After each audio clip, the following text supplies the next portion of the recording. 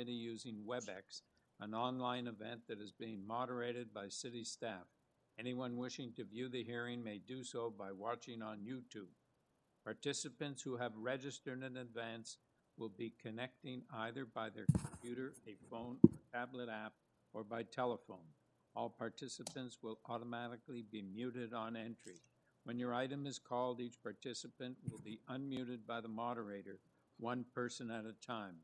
Only the committee members will be participating by video. Any registered participants will be participating by audio only. We ask that you also mute your devices until you are called on to speak. We acknowledge the land we are meeting on is the traditional territory of many nations, including the Mississaugas of the Credit, the Anishinaabe, the Chippewa, the Haudenosaunee, and the Wendat people, and is now home to many diverse First Nations, Inuit, and Métis people. We also acknowledge that Toronto is covered by Treaty 13 with the Mississaugas of the Credit. In accordance with Sections 45 and 53 of the Planning Act, this meeting of the Committee of Adjustment of the City of Toronto is called to order. The Committee of Adjustment considers applications for variances from the provisions of the zoning that applies to property, permission to extend or alter lawful non-conforming uses, and consent to sever property to create new lots. Anyone in attendance today who wants to receive a copy of the decision of the committee on the application must submit a written request for a decision by email. Please ensure you include your name, address, and email address because Committee of Adjustment and the TLAB will be sending notifications and appeal updates by email. If you do not agree with our decision, decisions may be appealed to the Toronto Local Appeal Body, TLAB, or in some limited circumstances to the Local Planning Appeal Tribunal, LPAT. Appeal instructions are set out at the bottom of the decision of the committee. I will be calling each item in the order listed on the agenda. When an application is uncontested, the agent or applicant may proceed with their presentation if desired.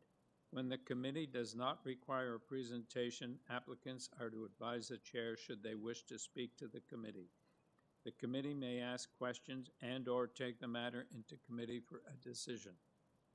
Each speaker, including the applicant agent, will be given a maximum of 5 minutes to address the committee. I will comment when you are reaching the 5 minutes. When addressing the committee, please clearly state your name and address. Please remember to confine your remarks to the matters outlined in the application. The applicant or agent will proceed first and will make a presentation to the committee of the application. Please note, the committee may not entertain revisions to proposals at the hearing today. The committee may decide to defer the application if substantially revised to ensure the revised application is accurate and that all those entitled to notice of the applicant are informed of the changes. Then individuals, either in support or opposed, will be invited to speak. Committee members may ask questions. When all speakers are finished, the applicant agent has an opportunity to rebut only those issues that were raised by the speakers. This will mark the end of discussion. The application will then be taken into committee for a decision. Philip, do we have confirmation of the minutes of the last meeting? Mr. Chair, there are no minutes to adopt at this time. All right, thank you. Panel, are there any declarations of interest in the 9:30 list? Okay, no declarations. No deferral requests for the morning list? None on file, Mr. Chair. Okay. All right. Let us now proceed to number 1, 235 Dunvegan Road. The purpose of this application is to construct a new detached dwelling with an integral garage, a rear basement walkout, and a third-story rear platform balcony.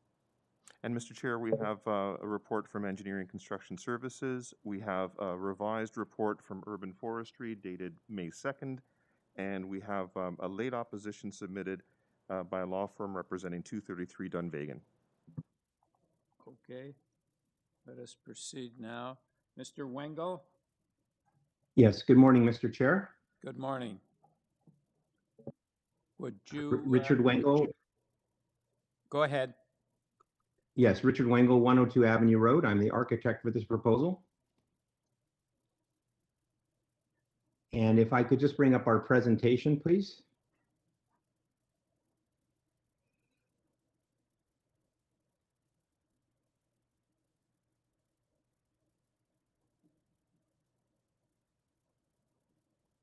While I'm waiting for that to come up, Mr. Chair, I'll just start. This is a proposal for a new 3-story dwelling with an integrated garage below, a rear terrace. What I would like to start off with is this is a unique lot. If we can just go to the third page, which is say page 2. It's a site plan. Next one, please. Thank you. So this is a proposal for a new 3-story dwelling. We are seeking some variances. Just a unique character to this lot. It's a downsloping lot with approximately a 3-meter drop from the front of the house to the rear yard, whereby we are creating a terrace that lines up with our ground floor. It should be noted that we have vetted this out with the planning department. They have no objections and are supporting this, this proposal. The neighbor to the left, which is the east neighbor at number 237 DUNVEGAN, we do have a letter of support. We've been talking to him and we do have his support.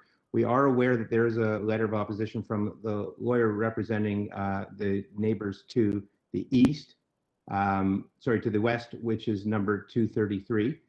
And it should be noted as well that in the letter that you may have read, the lawyer, I think, misrepresents a driveway that says that it's a mutual or common driveway. These are actually 2 distinct individual driveways. There's no right of way on them. So I just wanted to make sure that that was clear. This proposal is very similar to approximately 16 projects that I have done in the Forest Hill area of similar nature in terms of its density, its length, its height, and its massing. It's not a unique solution. It's one that we've done that's quite common. The 3rd story is tucked well into the roof. And again, because of the extra length and depth, that's attributed to essentially an excavated garage with a cabana underneath it to take advantage of the walkout. The house itself is low to the ground, and by doing this, it eliminates the need for a cabana at the rear and as a separate structure. I'd also like to note that on our density, we will be seeking approximately 0.87. And if we can go to the next page, this is a map that shows similar densities that have been approved by the committee. We are asking for 0.87. That's our site in blue. In red is a number of approximately 20 in the immediate area within a 5-minute walk of this house that have been approved at over 0.87. And over 0.8, there's approximately 40 applications that have been approved in this immediate area. It should be noted that if we did our house as a 2-story house, our density is at 0.3, but there's a partial 3rd floor hidden within the roof that contributes another 0.14. We can then go to page 4. This is another map that shows length and depth. Okay, and our length and depth is attributed mainly to an excavated terrace, and we are parking the cars below the terrace, and therefore it does count in the length and the depth. As before noted at committee, it is a good urban solution to hide cars as we only have a single car garage, and it is low to the ground to begin with. If we did an unexcavated deck, meaning a terrace filled with landscaping, this would not count at all. You can see from the map what's circled in red, there's approximately 34 houses that have been approved at committee with variances in length and depth that are over what we have asked for at 26.5. And there's approximately 56, actually over 24 meters in this area that have been approved. So this is well within reason of what's been approved in the area and well within, I think, the norm of the new development over the last 15 years or so. If we can go to page number 5. This will just show the look from the street. The house is low to the ground. It's a 2-story facade in the front with no dormers. It's a traditional Beaux-Art flavor with the roof hiding the 3rd floor. And as you know, the house is quite low to the ground as well. The garage is on the left-hand side. If we then go to the next page, this is just a height comparison. You can see in red is the outline of the roof that's as of right. We are asking for a slight height variance of 0.46 over that permitted. Again, we have been vetted out with the planning department. They are in support of this and felt it is minor. We should note that the finished floor of the house is only 0.15 meters, which is approximately 6 inches above the existing house itself. And the house itself sits quite low to the ground. It's only 0.81 meters above the adjacent driveway. And it's only 0.3 meters above the house that's at 233, the finished floor. And it's actually 1.13 meters below the neighbor to the left, which is 237 Dunvegan. In between the houses, there are mature trees and hedges that do run up close to the eaves line on both houses. If you can then turn to Mr. Wengel, your time is up. Could you wind up? Yes. Just wrapping up last page, please.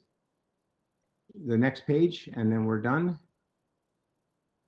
And this is just showing a height comparison. Should be just a slight typographic error. On the left is the house at 233 Dunvegan, which is the west house. On the right side is 237. The blue lines will just show the finished floor areas, finished floor elevations of each house. And you'll note the terrace in blue on the left and the terrace in blue on the right, and our terrace as well. And then you can just see the height comparisons of the 2 existing houses. And I'll leave my comments for that. Thank you.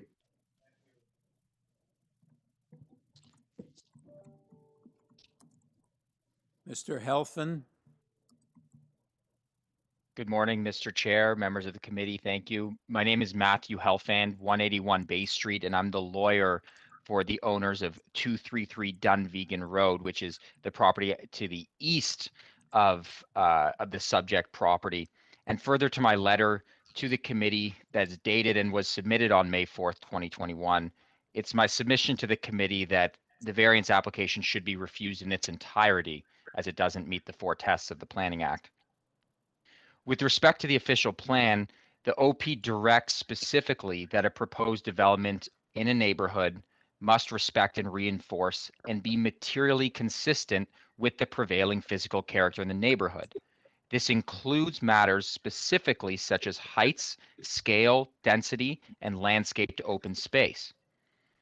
The applicant's 2 charts, which purport to demonstrate length and density approvals in the neighborhood, do little to indicate what the actual prevailing neighborhood physical character is.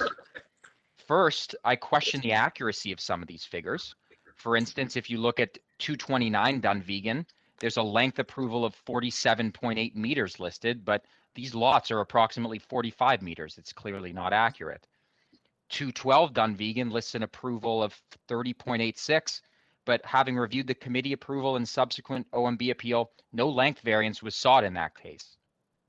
So what we have is a list of unverified numbers which don't tell the full story of the existing physical character, which is the applicant's onus.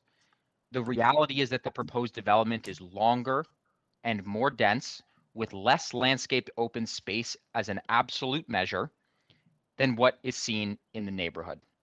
Does not maintain the intent and purpose of the OP. With respect to the intent and purpose of the zoning bylaw, I submit to the committee that FSI standards are not irrelevant controls to simply be thrown away when inconvenient. FSI standards are meant to regulate built form and limit the scale and massing of a structure on a site. The applicant here seeks to first exceed the ultimate maximum building envelope in terms of height and setbacks and length, and then tack on an additional 2.5 times permitted density. This creates a built form that's simply not intended by the bylaw. Additionally, with respect to the minor test, on a purely quantitative perspective, as I noted, the applicant seeks to exceed the permitted FSI standard on the lands by nearly 2.5 times, which excludes the garage and covered rear patio. Of course, the measure of what constitutes minor is not solely numerical, but such a large departure from the regulated limit must be carefully scrutinized, and in this case, cannot be considered minor. In terms of impact, the applicant has not adequately addressed the risk of shadows, overlook from this elevated rear deck, diminishment of privacy, particularly given the multiple proposed windows, and as I mentioned, the elevated rear deck, which a variance is being sought on to increase the height, which directly overlooks my client's rear yard. Additionally, the application contemplates removal of the driveway, which by way of historic use over many decades has in fact been used by both owners as a common driveway. And removing the driveway on one property creates an adverse impact on the other and cannot be ignored. Finally, with respect to the test of desirability, unlike other lots in the neighborhood, and if you look closely at the figures, you'll see some of these density variances are on very small lots. There's no unusual characteristic about this rectangular lot that would require such a significant density variance to permit such a large house. It's simply an application to replace a single-family home with a larger one. We also see the removal of soft landscape space on an absolute terms, and the injury and destruction of 5 trees on the subject property, including one bylaw protected street tree. And if you note the memorandum from Urban Forestry dated May 4th, 2021, they are requesting a condition that this application be denied on the basis of the impact on the bylaw protected tree on the city's right of way. And that's in addition to the 4 other trees that are proposed to be destroyed. The committee, of course, does not grant a permit to destroy bylaw protected trees or other private trees, but has to consider whether the impact of a proposed development on these trees meets the test of desirable, and I submit that it's not. There's an important role. Mr. Helfand, your time is up. Would you wrap up now, please? Yes, yeah, absolutely. I submit that the 4 tests are not met, and I rely on my letter of May 4th for the balance of my submissions. Thank you.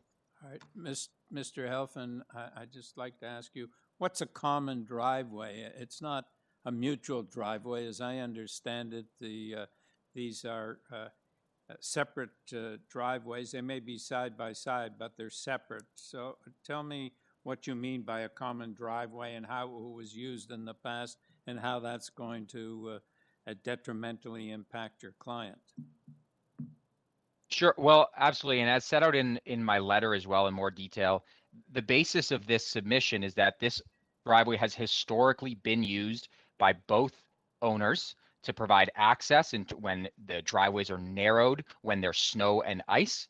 Although it can fit 2 parked cars, access is granted by both parties, and it's a matter of historic use. While the survey doesn't have an easement registered on title, the matter of historic use is still something that the committee ought to consider.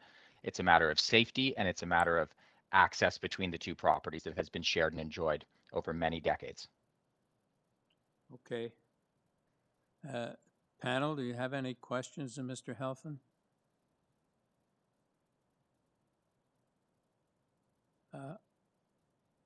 Okay, we go back to Mr. Wingo, please. Thank you, Mr. Chair. Just a note on landscaping. We don't have any variances for landscape open space in any portions. We do comply. There were some trees on our property that were deemed to be in hazardous shape, and they were taken down. The proposal for the removal of an invasive tree on the left-hand side has been supported, in fact, by Urban Forestry. There was an error from an old list, and we do have support because there is a valuable dawn redwood, which is the prime tree that then can be maintained, because had we developed our plan working up, we would have to injure that tree, just creating the driveway straight and proper. So the driveway is always scooted around this tree, which has helped the neighbors at 233. But again, there are 2 distinct driveways, 2 distinct, separate, never sharing. And again, at one point, this 233 probably had its garage in the back and has since been renovated. So they haven't provided a garage, they provide parking in the front of their house. I'm not sure if that's legal or not, but that's an existing condition, that they still have unfettered access. I took a picture of it last night, and they do have a direct route straight out on their own driveway to the street. In terms of the house itself, I would disagree with Mr. Halpin that this is a reasonable request, in that this does represent what most of the new development in the last 15 years has asked for. I've done approximately 120 projects in the Forest Hill area, and I have done approximately 20 projects with similar massing and scale, density and length, and I disagree that this is not appropriate. I think this has been approved by committee many times over, and it does fit the integrity of the neighborhood and does complement. And I would leave it at that. Thank you. Any questions, Yim? Yes, I'd like to ask a question. The opposition have mentioned the impact on it's number 333, 233, that about privacy overlooking. I think they're talking about variance number 9. Can you speak to that, and also whether you will provide some sort of more like privacy screen or something, or Yes. Landscaping? Yes, I can definitely speak to that. So part of the request for the 3rd floor balcony is it's a requirement of the OBC to provide a means of safety. It's a place of respite just in case there's a fire, and it's limited typically to 4 square meters. And again, that's just, we're at right now at, I'm sorry, I don't have it in front of me, but we have, anyway, it has to be up in the 3rd floor. It's recessed behind the roof in our plans. And again, it's set back well beyond. There are trees right now. There's an existing black walnut tree on the neighbor's side that's massive. It definitely goes higher than their house. That would be a cause for shadow in the end of the afternoon more than our house. There are exactly a number of trees that run down the length of the house. There are cedars on their side that are up to their eaves line. So I have a picture, you can barely see through them. And I know that will prevent overview. As well, our own client will want to have his own privacy on his side, and will be happy to plant along his side. Note that the deck itself, they're within a foot or so of each other in terms of the height. So it's not like we're staring down into them. We're at the same level. We're just pushed a little further back, but we will be landscaping between the homes as well, and possibly putting 12 to 15 foot hedges for our own benefit to see through, stop mutual privacy, I guess. Any further questions? Okay. Let's take it into committee. Any comments?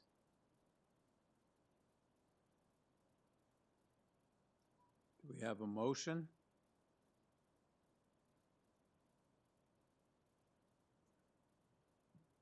Well, I'll start. I think that this is a big house, but I do agree with the applicant that it is really in line with what we've been seeing as the neighborhood redevelops. And I think that the impacts of it are lessened slightly because of the 3rd floor being stepped back and basically within the roof, and then the length being more to the terrace level.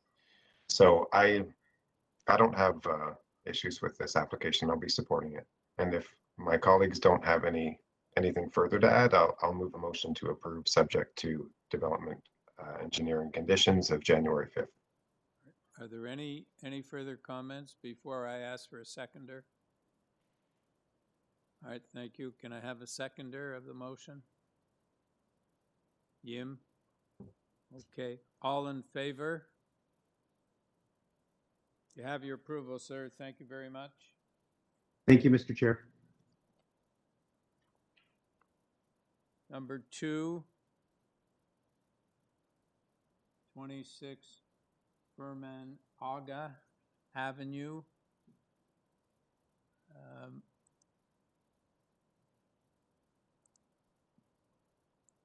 Purpose of this application is to construct a 3rd-story rear addition and a 3rd-story rear platform, also to maintain a rear yard deck and a rear yard basement walkout.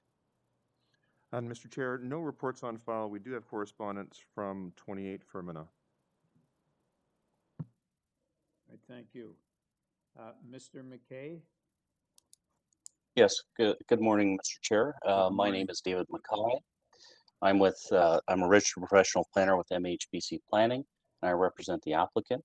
I'd be happy to provide some details to the committee if they'd like. I have read the adjacent letter from the neighbor. There are two matters to deal with there relative to construction, and we will work with them to ensure that there's no impact on their accessibility to their property during construction.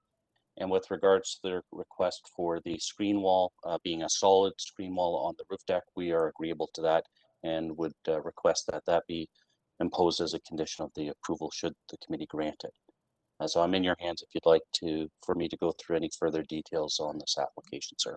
Panel, do you have any questions, Mr. McKay? Yes, Yim? Yes, I just raised a minor question. The labor mentioned the screening on the upper deck, the first floor deck. Does it mean that the all around? I just want to know whether it's on the both sides or just it's all on three sides. It would just be on the one side facing them. Which so is that, what? Yeah. So just on the one side, so it doesn't prevent the overlook into their backyard. We still would want to keep the view obviously to the rear towards the garage and laneway, and then the adjacent house is the semi-detached as well. Yeah. So what side is that? As in terms of south, north, east and west? just let me. So Yeah. that would. So they are to they are to the west. West, okay. Because I Yeah. couldn't make it out from the letter. That's west. Sorry. Sorry. My apologies. I misread it. Yeah. Yeah. So they are to the It's not clear to me. west. Sorry, they are to the west. And then they're asking for just like a 1.5 meter high privacy wall or just any kind of opaque materials. Yes, we'd shown a screening on the elevations. If you look at the side elevation, we had provided privacy screen, but I guess to show how it would cover the deck component, the architect did show a person there, so it looks like it's screened through. That you can see through it, but the intent is that it would be a solid fence, and that's what we're agreeable to. Oh, okay. Right. Any further questions, panel? Okay. Gabrielle Slowey.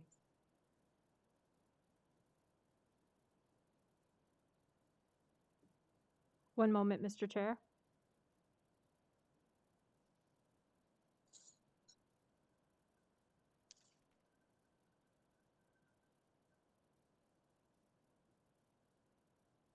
I have no comments, except it's pronounced Fermanagh. Pardon? I have no comments. It's pronounced Fermanagh Avenue, based off the county of Northern Ireland. Okay. That's good. Thank you very much. You should see how I butcher names, never mind the streets. Okay. So I take it, Mr. McKay, you have no comments as your opposition had no comments and you've already addressed the issue?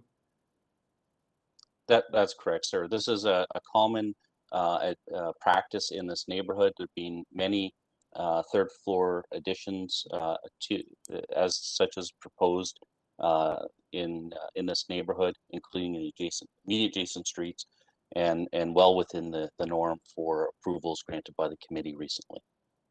Okay, thank you, sir.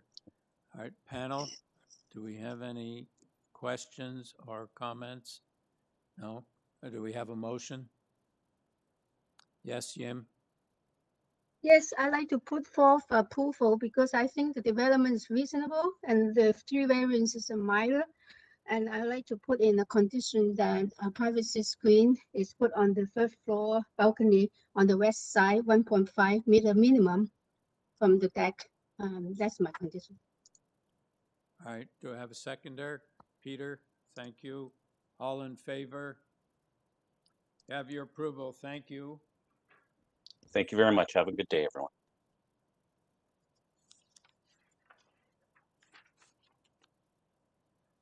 All right, now we move on to number 3, 30 King Edward Avenue. And the purpose of this application is to construct a new deck in the rear yard. A previous Committee of Adjustment application approved variances related to lot coverage, front yard setback, side yard setback, building length, and parking location.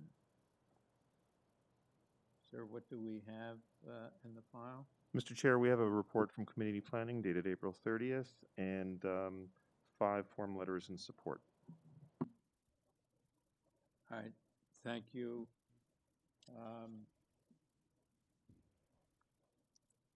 Mr. O'Brien? Yes. All right, could we have your, so your address is 591 Coxwell Avenue? Yes, I'm the agent for the owner and occupant of 30 King Edward. Okay. So let me just check with the panel. Panel, we have one variance here. I don't think we need a presentation. Does anyone want a presentation? No. Mr. Keith, do you have anything to say to the panel before we take it into committee? I've included a covering letter in my submission, and I'm assuming everyone on the panel has had a chance to read that. And if so, that letter covers everything that I would present. So if everyone's seen that, I see no reason to do a presentation. Yes, thank you. Yes. All right, panel, Yim? I just want to mention this, I think there's a staff report of putting some conditions on this application. Maybe it's just to tie to the drawings being submitted. If you can, yeah, bring that up and then we can look at it, but it's mainly they want to follow strictly to the, to a set of drawings is listed on the conditions, the 2 conditions. Yes, I see the planning report there that that requests that should the application be approved, that it be tied to the site plan. Do you have any objection to that, sir? No objection. Okay, Yeah. thank you. All right, Okay. any further questions, Jim? No? No. Panel, any questions, comments? Do we have a motion? Yes, Donald? Yes, Mr. Chair, I find the application meets the 4 tests under the Planning Act, and I move approval subject to the approval of the Community Planning Department. All right, do we have a seconder? Yes, Peter.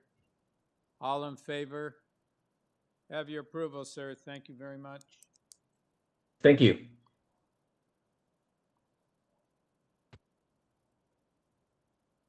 Number 4, 141 Crescent Road. And the purpose of this application is to construct a 1-story rear addition with a rear deck and a new detached garage in the rear yard. And Mr. Chair, we have a report from Heritage Preservation Services dated May 3rd. All right, and we have a lot of... And forestry, sorry, my apologies. All right, Mr. D'Oliveira? Hi, yes, my name is Mike D'Oliveira. I'm here on behalf of 141 Crescent Road, and I'm with Replacement Design located at 911 Davenport Road.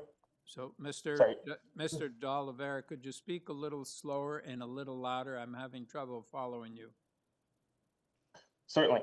My name is Mike D'Oliveira. I'm with Replacement Design located at 911 Davenport Road, and I'm here representing 141 Crescent Road. Yes. Could you give us a presentation? We have 3 other speakers, so we're going to need to hear your presentation. Certainly. So we are seeking relief to the bylaw to create a 1-story rear addition and new garage. The variances we are seeking today are in line with similar approvals the committee has made in the past. We have worked with Heritage and Planning to ensure they had no concerns. As you'll see, the reports from Heritage are just saying that they are okay with what we have proposed. Our clients have also reached out to the surrounding neighbors who are unfortunately, as you mentioned, here in opposition today. Upon designing the additions, it was important to us and the homeowners that we limit the increase to the overall footprint of the building. We achieve this by limiting the depth of our addition to that of the existing one-story by simply squaring it off on the west where we have more space to the property line and stepping it in on the east where we are a bit closer to the lot line and the attached neighbor. This helped us to minimize the overall impact of the home towards the rear and side while also complying with the side yard setbacks for the home. Although we're asking for 0.91 floor space index, this is a difference of only 12.44 square meters or 0.04 FSI in relation to the current conditions. We are also well below other approvals on the street, such as 116 Crescent, that was approved for 1.05 FSI on a similar size lot. Due to the awkward shape of the lot and how close the existing home is to the rear, it made it difficult to do anything in the rear yard that would not run into a variance for either rear setback or in relation to the garage. As can be seen from our site plan, the minimum rear yard setback due to the angle of the property line nearly touches the home as is. Even the existing garage that was in need of repair had a similar setback and height variance as we are proposing today. The existing setback from the home was also 3 foot from the rear deck, similar to our new garage proposal. The fact of the matter is this had been a lot with the more rear yard to begin with, then we wouldn't have half the items on our notice today, as the only reason the height and setbacks are even an issue for committee is the proximity to the home, as was the existing garage that's being replaced. So I believe they pulled up the site plan now. If you can just quickly flip back to the existing, you'll see the garage is in basically the same location. We're basically building over that existing deck for our new one-story addition to the side and coming out about 2 feet on the east side as well. So I think I'll leave it here for now, and any further comments we'll deal with as the neighbors raise their concerns, or if you have any questions at the moment. All right, thank you. Panel, do you have any questions of Mr. D'Oliveira at this time? Okay. Victoria Brown, please. Anything to add beyond what was submitted in writing? Pardon? I don't have anything additional beyond what was submitted in writing. I don't have any comments at this time. Okay, thank you. Nadare Benesh.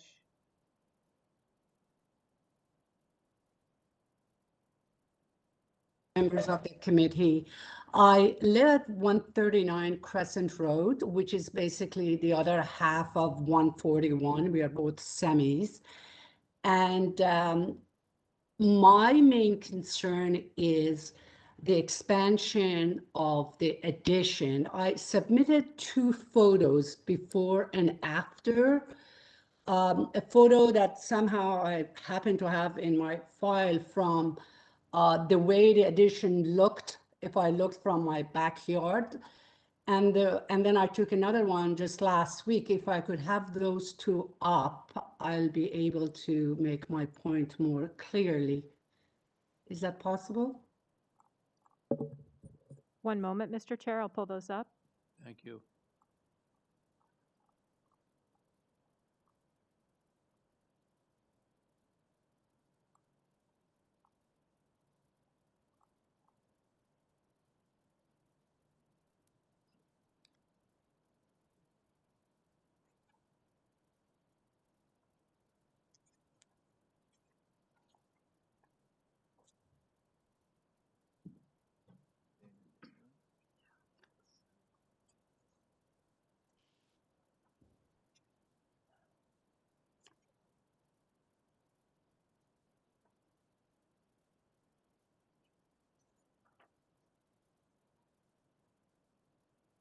No, it's the other photos.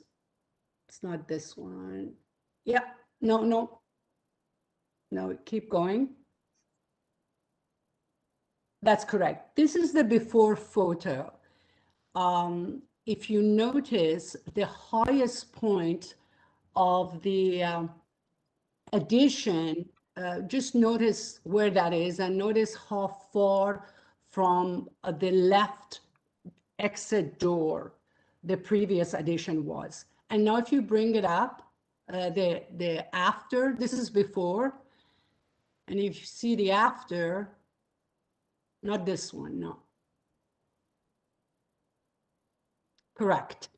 So this, a massive, from my point of view, from where I sit, and my backyard is basically my living room from spring to the fall. And this I find imposing. This is, if you notice, it has expanded so much closer to where I barbecue. And also, it is much higher by almost 2 feet from the highest point of the previous point of the addition.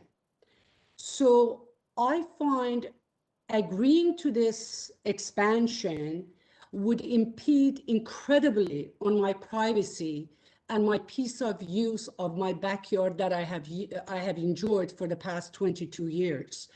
This is basically, as it stands, the footprint is about 45% higher than 0.6 for the FSI. That is an acceptable FSI these days. And the request is to increase it to 52%.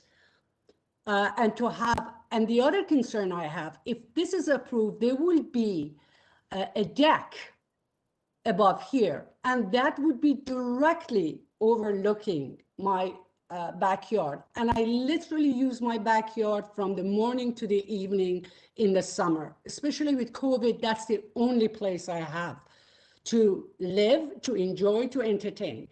And this will really hugely impact my way of life if this is approved. I rest my case, sir. All right. Could you just explain to me how it will impact your life? I understand that it might be a little closer and certainly higher.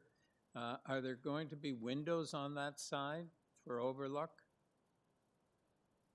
Well, first of all, this is a very imposing structure.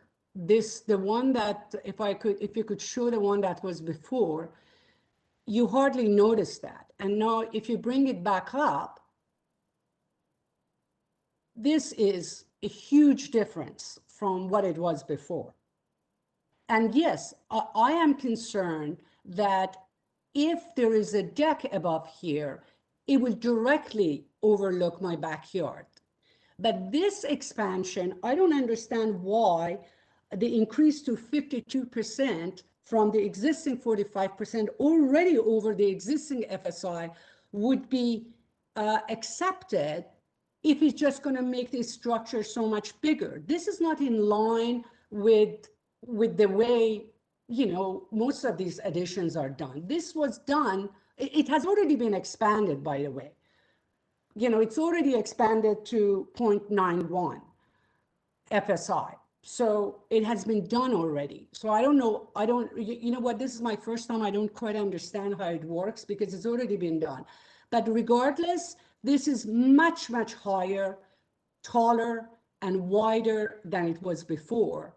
And I don't see the point of that. All right, so, okay. I understand.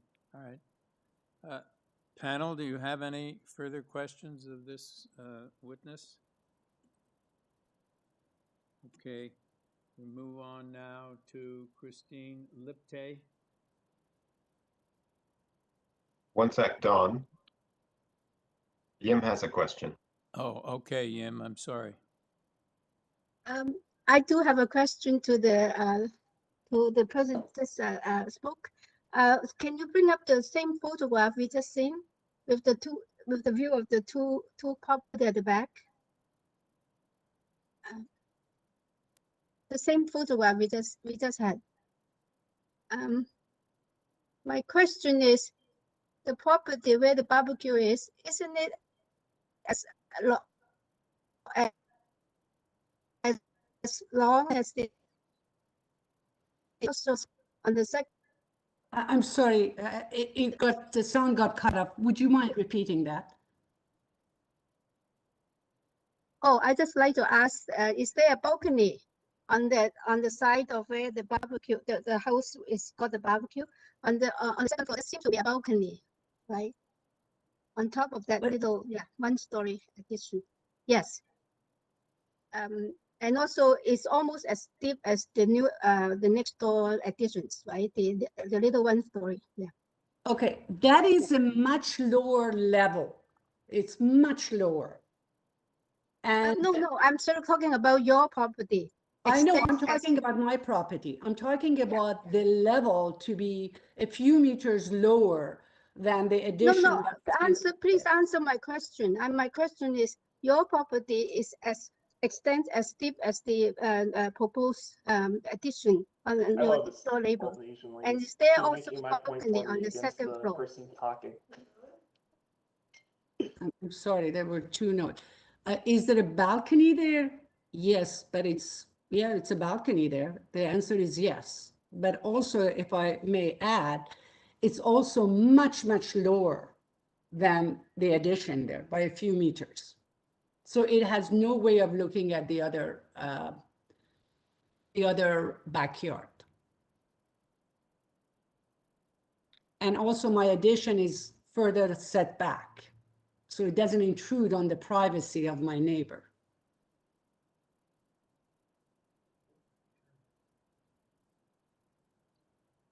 Any further questions, panel?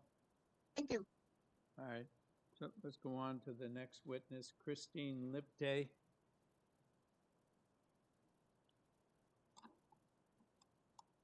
I am the neighbor on the other side of this 141 Crescent Road. My family and I live at 143 Crescent Road.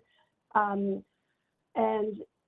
just maybe to give some context, this is a neighborhood in which all of the houses are, so all the backyards sort of converge together. So it's not really a straight street. All of us who are speaking today can look out a window of our house onto this addition. And so I guess one of my concerns is we're talking about how much we are extending the floor space index. But at various times, the owner of 141 Crescent Road has said that she did not change the footprint of the property. So it's still not clear to us how it is that the footprint of the property hasn't changed, yet the FSI has increased. Secondly, with respect to this one-story addition, which, as Nadia pointed out, has already been constructed, I know we are expected to contain our comments to those raised in the request for variance, but this issue of a second story balcony keeps coming up. And the reason that it does that is that the owner herself submitted before and after drawings to us and to various other parties as to what this structure was going to look like at the end.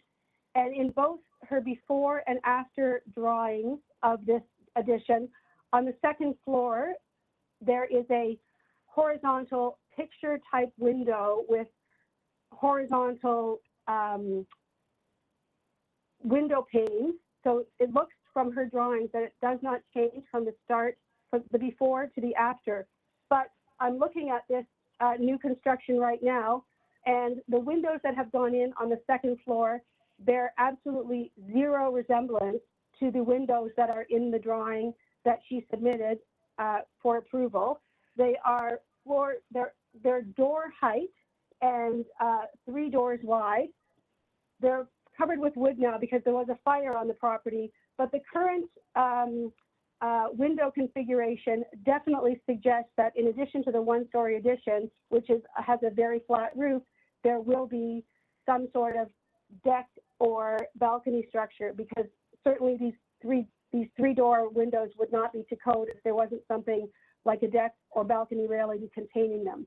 So that is another concern about this project. The fact that the windows that she has installed bear zero resemblance to the drawings that she submitted. That's why we sent you the picture of the second story window, to demonstrate that already. All right, Ms. Lipte, I wonder if we could pull the pictures up so we could all see what you're talking about. Okay, I'm only participating by phone, but I do know that they made it. I appreciate that. We're going to try and find those pictures and put them on the screen for everybody to see. Thank you very much.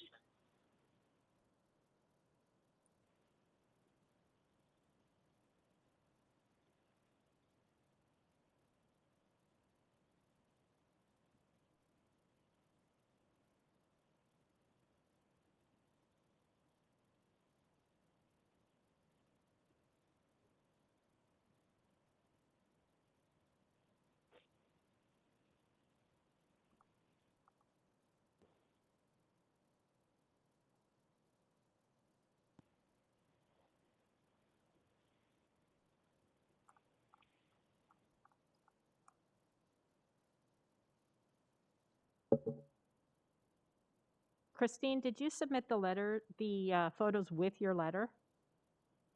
No, Victoria Brown submitted, I submitted no photos with my letter. Victoria Brown submitted a little addendum saying further to the letter that I had written on behalf of everyone, she had some photos. So it would have been attached to a Victoria Brown correspondence. Yeah. May 5th or 6th. Nadia, did you see those photos come up when we were looking for your photos?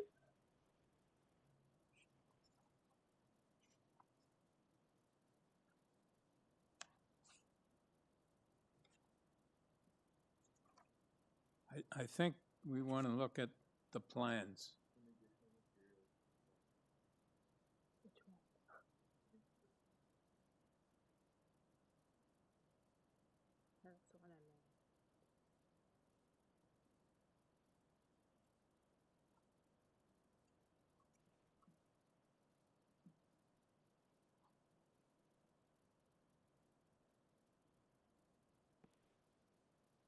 We should have sent you a picture of the drawing to which I am referring, which has a more horizontal orientation than the current windows. I'm sorry that we didn't do that.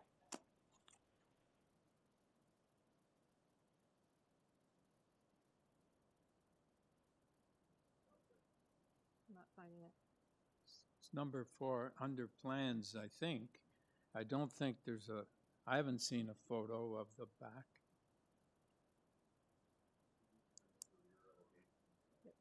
Yeah. Okay.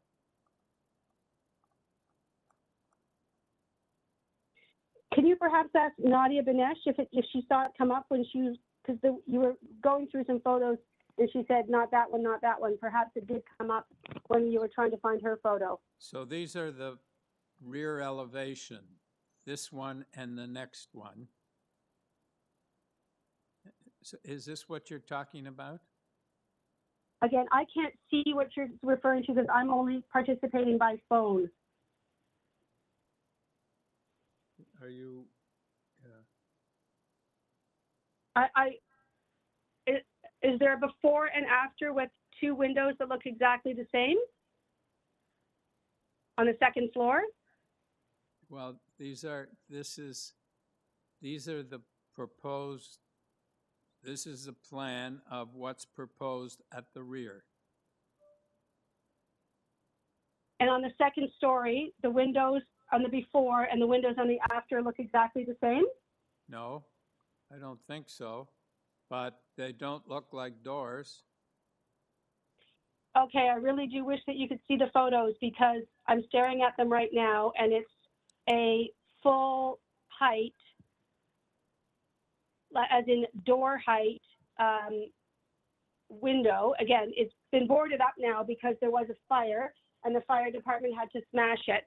But what I see right now, looking at it directly, is, and we did send you photos of this, it's unfortunate that you can't see them, but what looks like 3 door width and 1 door height window on the second story, which would be like a logical walkout to a balcony.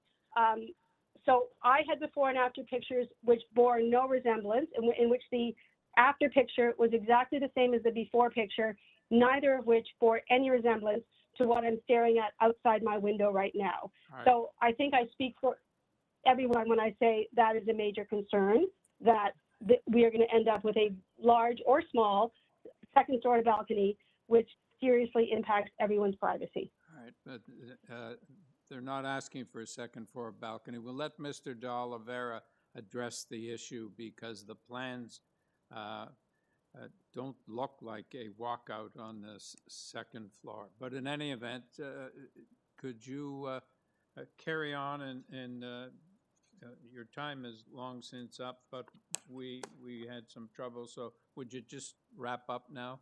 Yep. Yes, I have one more comment to make, and that is with respect to the garage. I don't think anybody disagrees that it makes sense to put it in exactly the same place that it was before. These are all very small lots, so putting it right against the lot line makes complete sense, I think, to everyone. But what we do all take issue with is the proposed height of 3.5 meters instead of the usual approved 2.5 meters. No rationale has been submitted as to why that is a necessary variance. Okay. Panel, do you have any questions? All right, Mr. De Oliveira.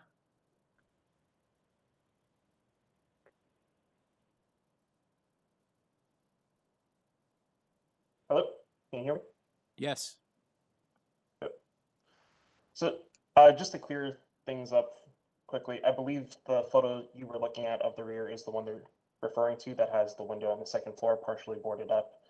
I think there's just some confusion because they can't see the photos since they're participating over the phone, but I believe that is the photo they're referring to. So just to start, the neighbors have raised concerns about the work being done without a permit. However, the owners do have a permit for a majority of the work already. Due to the ongoing delays from the pandemic, we arranged for an as-of-right permit for the basement addition, along with the new roof for the first floor and for interior work. This also includes the new windows on the second floor. That's why this C of A application, you see those as existing because we already have approval from the building department for those windows. This allowed for the work to progress on site, and with the winter approaching, we need to enclose the walls to help protect the foundation, and the inspector is aware of this, and he's been on site, and it's okay with the work that's been done to this point. We just had to wait because the last 7 months with all the delays to get to committee to get the final approvals. So the owners are aware that if anything happens, those portions that were there might have to come out, but that was the case. We understand that the neighbors have concerns about the height of the garage due to the proximity of the property line. I would like to point out that the peak of the existing garage was 11 feet. Our clients had also reached out to the neighbors last week when they voiced their concerns, offering a compromise to bring the height of the new garage down from 11.5 feet to 10.5. However, we didn't have any response. This would have brought the overall height down to 3.2 meters. The owners are willing to do this if it helps satisfy any concerns from the committee and the neighbors. But the reason we have this 3.5 meter height variance is again because of the proximity of the garage to the house. If we were any further than the 1.8 meters, we'd be allowed to go to 4 meters, no problem. So we did try to take that into consideration and try and get a middle ground between the 2.5 meters, which wouldn't really give much room to even do a proper garage door and have our structure, because that would only give us about 9 feet overall headroom here. So it would make things a little tight. And in terms of the privacy, there are no windows being installed on either the west or east of the addition. It's only on the back wall. And as I mentioned before, we already had a permit to do the larger windows up on the second floor. So all of that has already been done as of right. So, Mr. That was in September. All right, Mr. De Oliveira, if I may ask, is there any walkout from the second floor onto the roof of the addition? No, there is no proposal right now to have a balcony on that addition, and if there was in the future, we have to go back to get a proper building permit to do the balcony. And as Ian pointed out, I find it a little odd that we're getting concerns about privacy from a second floor balcony that we're not even proposing when the neighbor themselves have a second floor balcony with no privacy screening whatsoever. So, all right. So, what is the existing floor space index? So the existing floor space is 0.87, and our new proposal is 0.91. So as I mentioned earlier, That's a difference of 12.44 square meters or 0.04 FSI. So very minimal addition compared to what's there existing. I understand their concerns because the area is listed as 0.6, but as you can imagine, all these houses, including our attached neighbor who has a similar type of lot, is well over the FSI with the existing home as is. So anything we were going to do was going to trigger a variance here.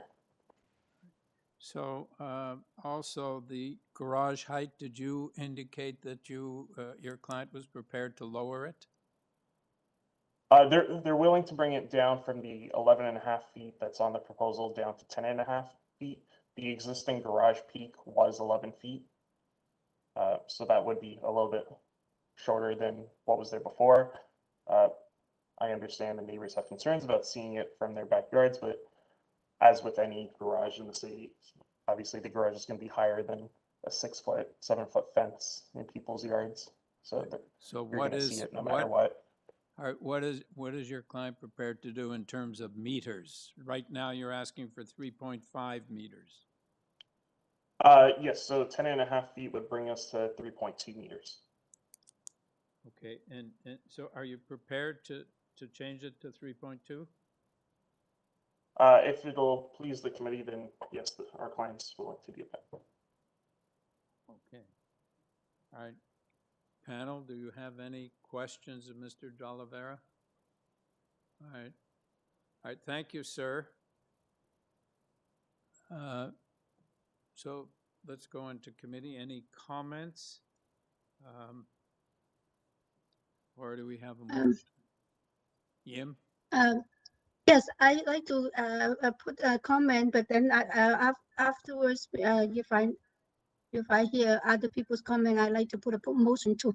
But when I look at the plans and the proposal, actually, I see that the addition is mainly quite sensitive in a way. It's mainly just one floor. And also they added a very small addition to the neighbors to the east side. And the major addition is really on their own side, facing the garage side. So I think it's sort of a very sensitively positioned. And unfortunately, when people look at the photographs, I think it's because of perspective. They think that the second floor window is actually touching the roof. But when you look at the architectural drawing, which is like a deck on projection, it's a seal. It's not meant to be a walkout to have future deck. So I think that's a little bit of misleading to most people. And I'm ready to move for approval because I think that out of the 6 variances, 4 and 5 are actually triggered by the existing condition. And number 6, we're going to amend it down to 3.2. And there's a forestry condition number 2. But I will leave to the others to make comments. Any further Mr. comments? Chair. Yes, Mishi. I'm prepared to second Yim's motion. However, just wanted to comment that I think that the applicant has outlined there's no windows on either side of the neighbors, so I'm prepared to second as well. Right. All in favor? Have your approval. Thank you. Thank you very much. Have a good day. Number 5, 45 BALLIOL Street. And the purpose of this application is to construct a 1-story rear addition with a rear deck and a new detached garage in the rear yard. And Mr. Chair, we have an email correspondence from Transportation Services dated April 19th. That's it. Mr. Hallett. Yes.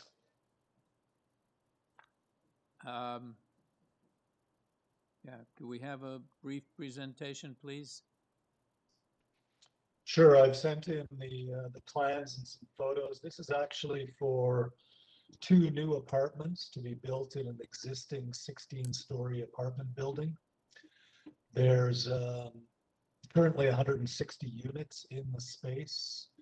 There's some extra space on the ground floor. The client would like to build 2 apartments in that space. The reason for the variance is that the existing amenity space does not meet current guidelines. And so we're asking for a variance to allow the existing amenity space to stand. The client will be adding additional bike parking as required for the 2 additional apartments. Right, so I just want to correct for the record the purpose of the application, because you went to the wrong item. This is to convert the existing ground floor storage space into 2 dwelling units. Okay, Mr. Hallett, do you have anything more to add? No, I'd sent in some photos of the existing amenity space. It's recently been updated.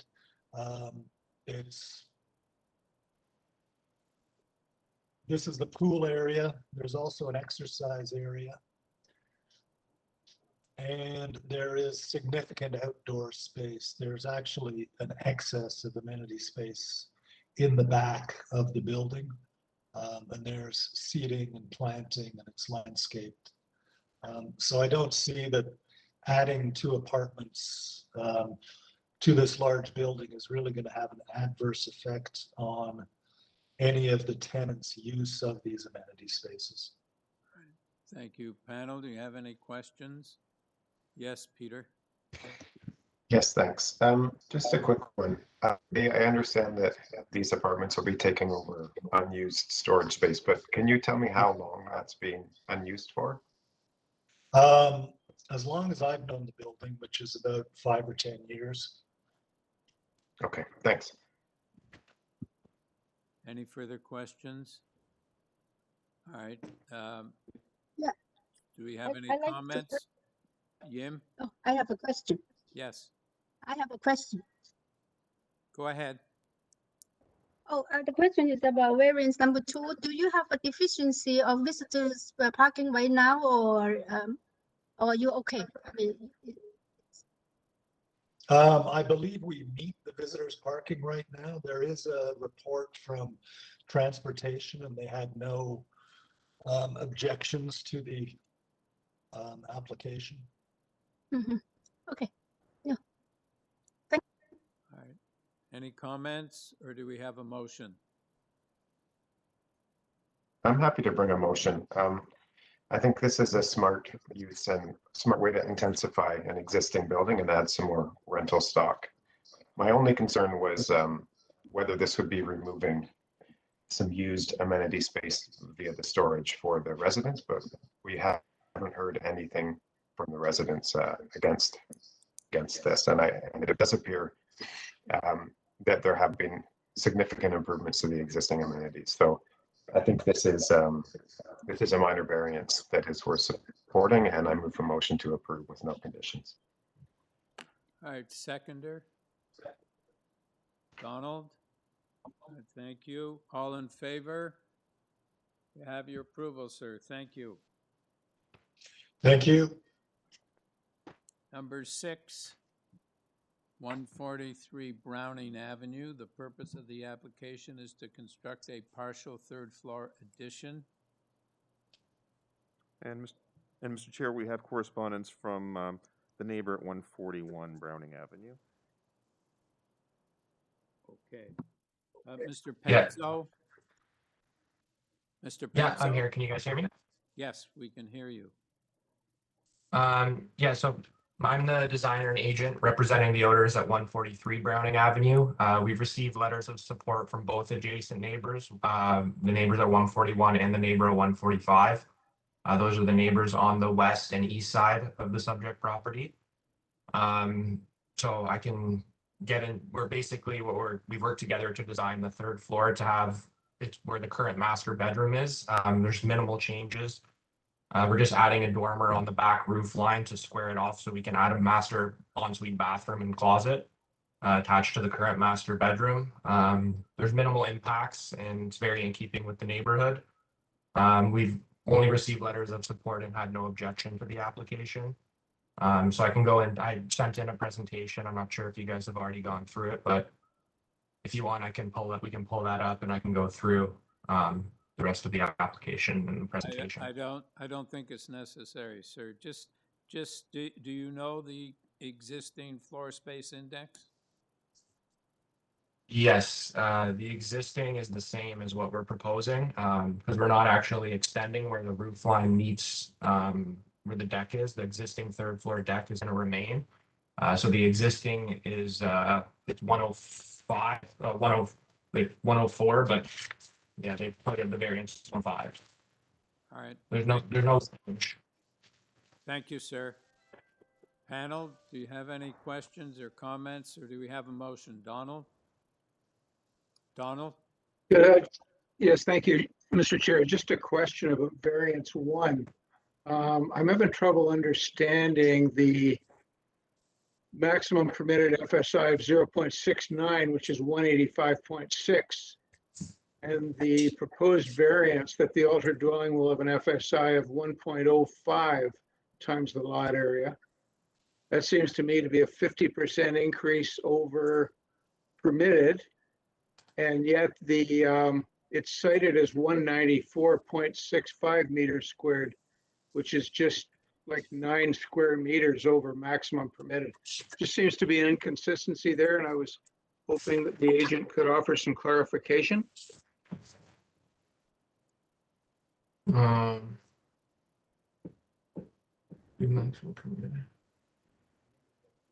Yeah, it's just that we're applying for, it's just the existing is the 194, the 105 times the lot area. So we're applying for what is currently existing. I'm not sure I understood the question. Well, the question is, the permitted FSI is 0.69, which the notice says is 185.6. The proposal, and I hear your point, you're basically proposing to maintain the existing FSI, which is 1.05 or 194.65. I'm just wondering why a 50% increase over the maximum permitted is only 9 square meters larger than permitted. Yeah, that does look like it could have been an error. That calculation was done by the zoning examiner that created the notice. Those are the numbers you have. They don't look right. Yeah. Yeah. I can recalculate that right now quickly just to confirm, but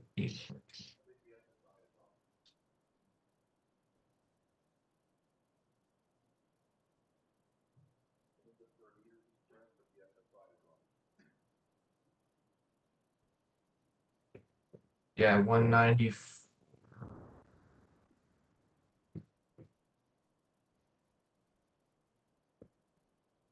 Yeah, I think that's just honestly is an error that the zoning examiner made calculating the existing floor space. The proposed is correct, but the existing calculation that they did for the 0.69 is incorrect. That's the error. So what is it supposed to be? The permitted is, tell you what is permitted. 6 times. Permitted is 128. Okay. The existing is 194. All right. Thank you. So we have to amend that. You're welcome. Yes, thank you. Thank you, Donald. You're welcome. Does anybody have any further questions or comments, or do we have a motion? Yes, Jim? No, Donald, please. Oh, okay. Okay. Yeah, thanks, Jim. Yeah, I find the variances requested meet the 4 tests under the Planning Act, and I'm prepared to move approval unconditionally. All right. Thank you. Seconder? Yes, Peter. All in favor? You have your approval, sir. Thank you very much. Oh, Thank you, committee. Just a minute, Donald. I assume your motion is as amended, variance number 1, as amended?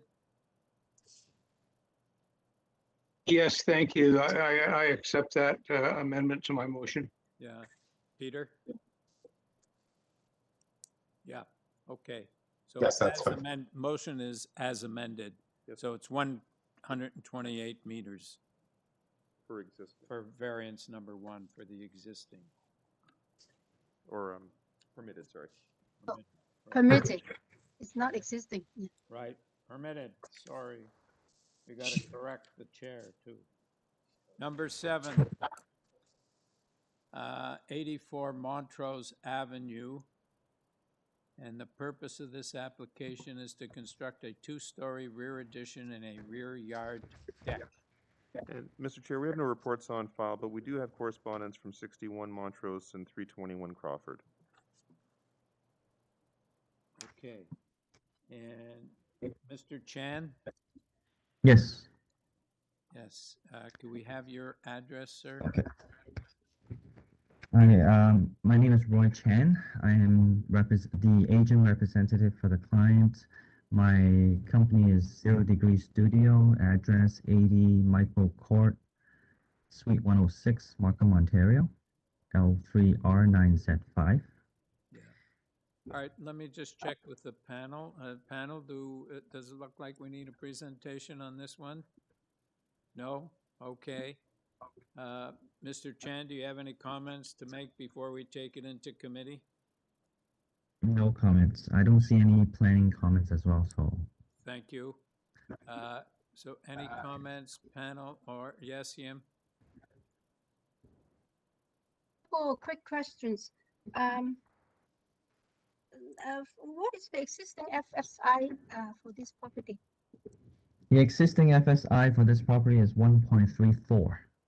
1.34 already. And I have read some letters from number 82 and 86.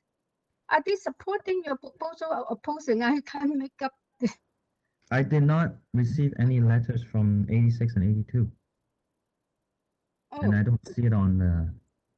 Oh, I'm sorry. It's not letter. I'm sorry. This is only my notes. I'm just trying to say, have you talked to 82 and 86? Are they in support of you? I believe the owner told me they've talked and they don't have any objections, but they never wrote any letters of support or opposition. So yeah, I that's just asked. Okay, yeah. That's my question. Thank you. Yeah. All right. Any further questions or comments, or do we have a motion? Mishi? I'll move to approve. Yes, thank you, Mr. Chair. I'll move to approve, consider the application to meet the 4 tests and overall minor in nature. And I believe we do have 2 support letters as well in the additional materials. So thank you very much. Okay, we have a seconder. Peter, all in favor? You have your approval, sir. Thank you very much. Thank you very much. Have a good day. All right. Number 8. 433 Pape Avenue. And the purpose of this application is to convert the existing mixed-use building into a daycare facility and to construct a 2nd-story front addition and a 2-story rear addition. And Mr. Chair, we have correspondence from Transportation and Forestry on this file. All right, thank you. Mr. Savanu? Hi, Mr. Chair. Good morning, and committee members. I would ask that if we can please pull up my presentation that should be as part of your packages and is on the AIC as well, please.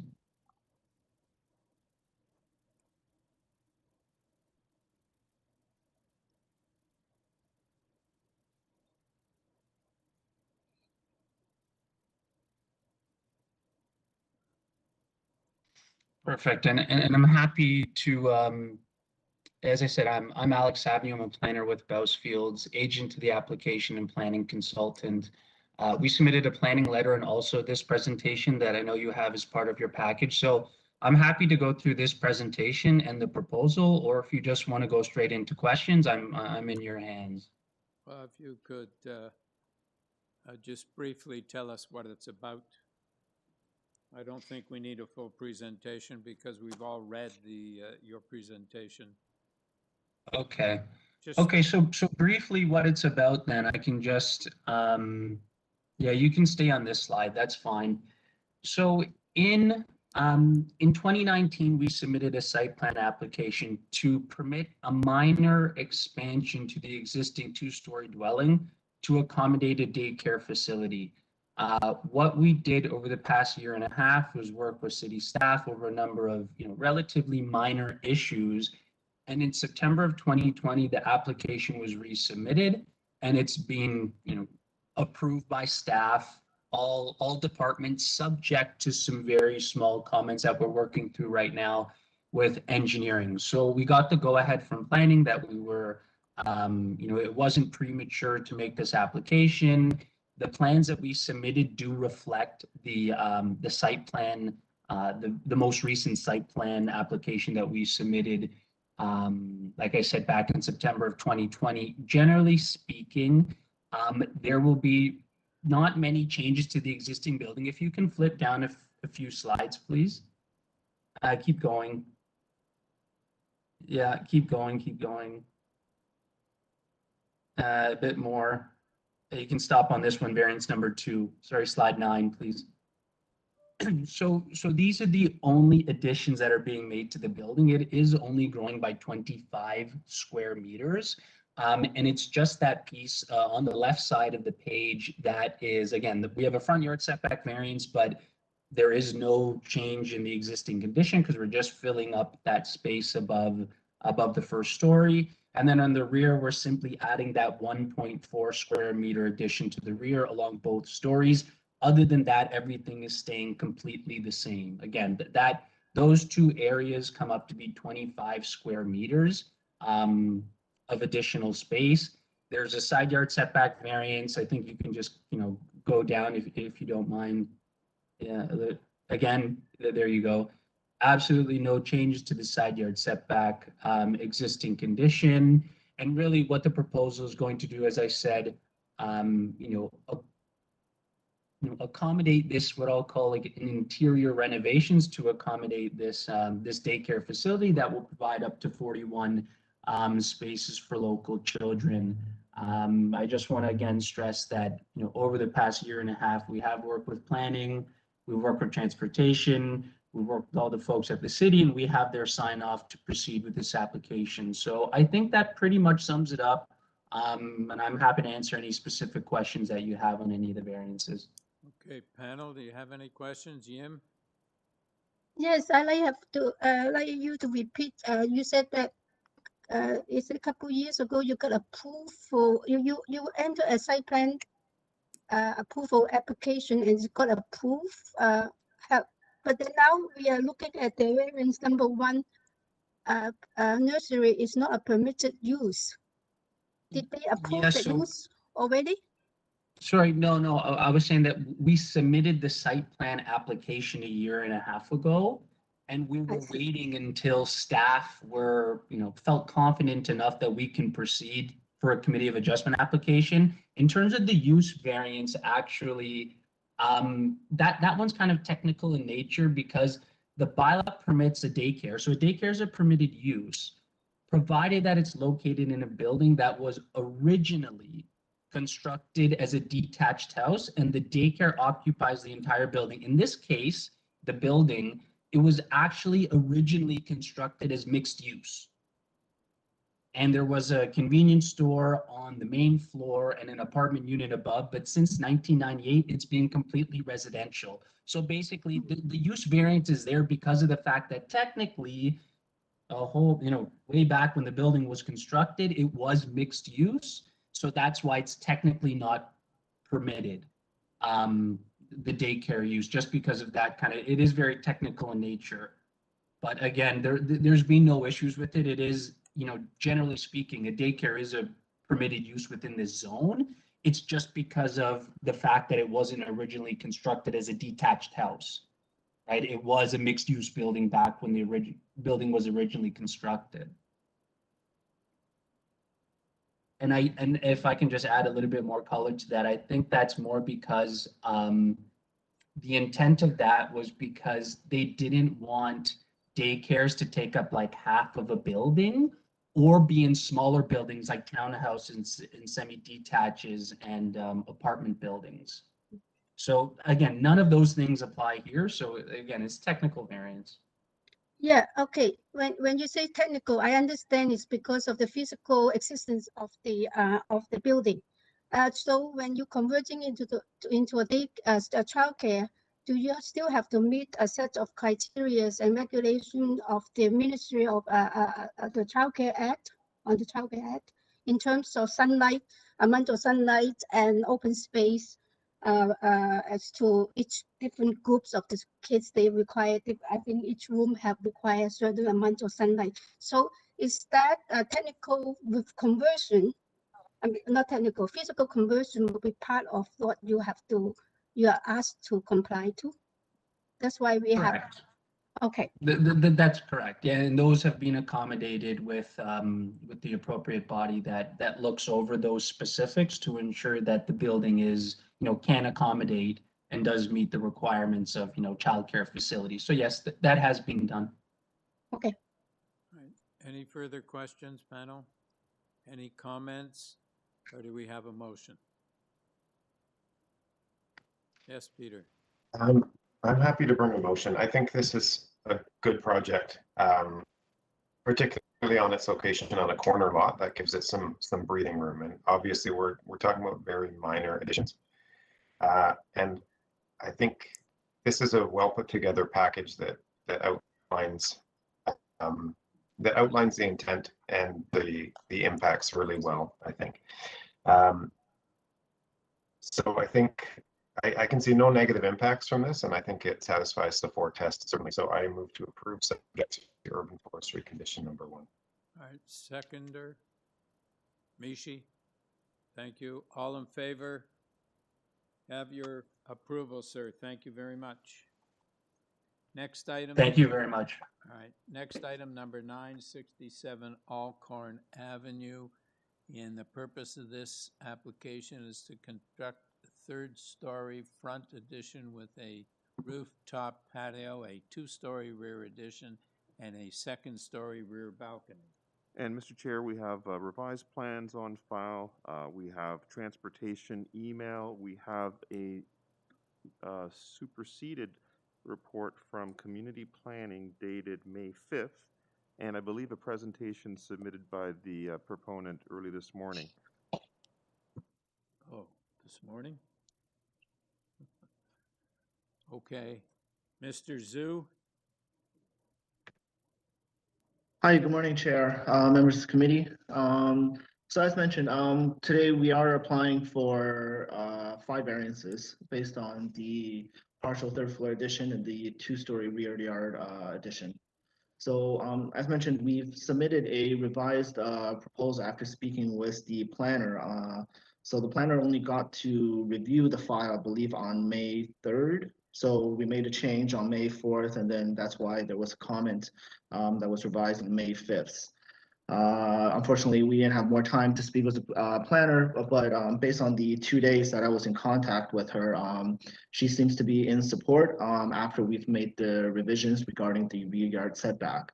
So there was 2 adjustments to our variances. Number 1 was the rear yard setback of 7 meters as opposed to the previous requested 6.17 meters. And then a floor space index of 1.41 as opposed to the previous 1.46. The 3 remaining variances will remain unchanged. We are asking for a maximum side wall height of 8.99 as opposed to the allowed 8.5, which is a change of 0.49. And then a side yard encroachment of 0.47 meters, whereas the existing side yard encroachment is currently at 0.46. And then the last variance is a parking space of 0 parking spaces as to requested, as to required 1 parking space But this is also due to existing conditions. The current property does not house any parking spaces. So our proposed third-story addition will be a mansard type roof with a dormer windows, which is commonly found in the areas in the neighborhood. The rear will have a rooftop patio deck above the second story, also commonly found in the area as well. This is in hopes of reducing the massing towards the rear, as because we are reducing the rear yard setback area. So the proposed mansard style roof slopes towards the front as well as the rear, so as to hopefully mitigate some of the stormwater, because majority of the houses are quite close on both sides. So we propose the sloping roofs towards the front and rear. Because of this, we resulted in the the sidewall height variance. The overall proposed height of the building was kept pretty much in sync with the ground and second floor. So the mansard roof is mainly part of the aesthetic purposes. The overall building height is situated about 9.22 meters, which is considerably lower than the allowed 11 meters as opposed to the adjacent properties. So the adjacent property sits, I believe, at the cap of the maximum height 11 meters, and then on the other side at about 10.5 meters, which is also considerably higher. So the overall proposed height we proposed was taken into consideration as part of the ALCORN number 57 and 59. So if you take a look at slide number 3, you can see number 57 and 59 ALCORN of a similar style. So the height will be in sync with this. This is just 3 houses over from our property. The proposed rear yard addition, so we are proposing extension from the existing rear wall by 5 feet, which is 5 feet less still after the extension as compared to our adjacent neighbors. This can be viewed on slide number 4, which is also in sync with the extension as mentioned for number 57 and 59 ALCORN. So as many of the neighborhoods in this area are irregular lots, so some lots are varying sizes, the street patterns and prevalent size and heights, we are attempting to do a continuation as part of the street view. So the exterior facade will be keeping in sync with the existing neighborhood designs. The design elements such as the mansard roofs, dormer windows, and the materials will be closely matched to what is the existing conditions. The scale of the construction will not be intrusive in the neighborhood, as majority of the properties are 3-story in nature. There are no proposed variances that we're asking for in terms of overall building height or front yard setbacks, because we are keeping in line with current street proportions that are existing on ALCORN.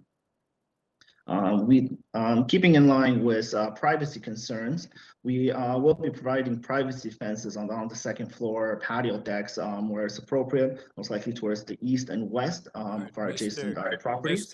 Mr. Zhu, your time Yes. is up, so if you could just wrap up, please. All right. Yeah, so just to wrap up, I do understand that we had concerns with our 2 adjacent neighbors. We have attempted to reach out to both of our neighbors. However, we have not heard back. But to our understanding, it does meet the general zoning intent after speaking with the planners. And if they do have any further concerns, we are happy to address them. As seen, we are willing to adjust our plans, to try to hopefully mitigate with the neighborhood. From the few that we've spoken with along, we have gotten, considerable number of consents. So hopefully, any questions they may have, I will be happy to answer them. Thank you. All right, thank you. Panel, any questions of this witness? No? Okay. Let's move on to Mr. Guilfoyle.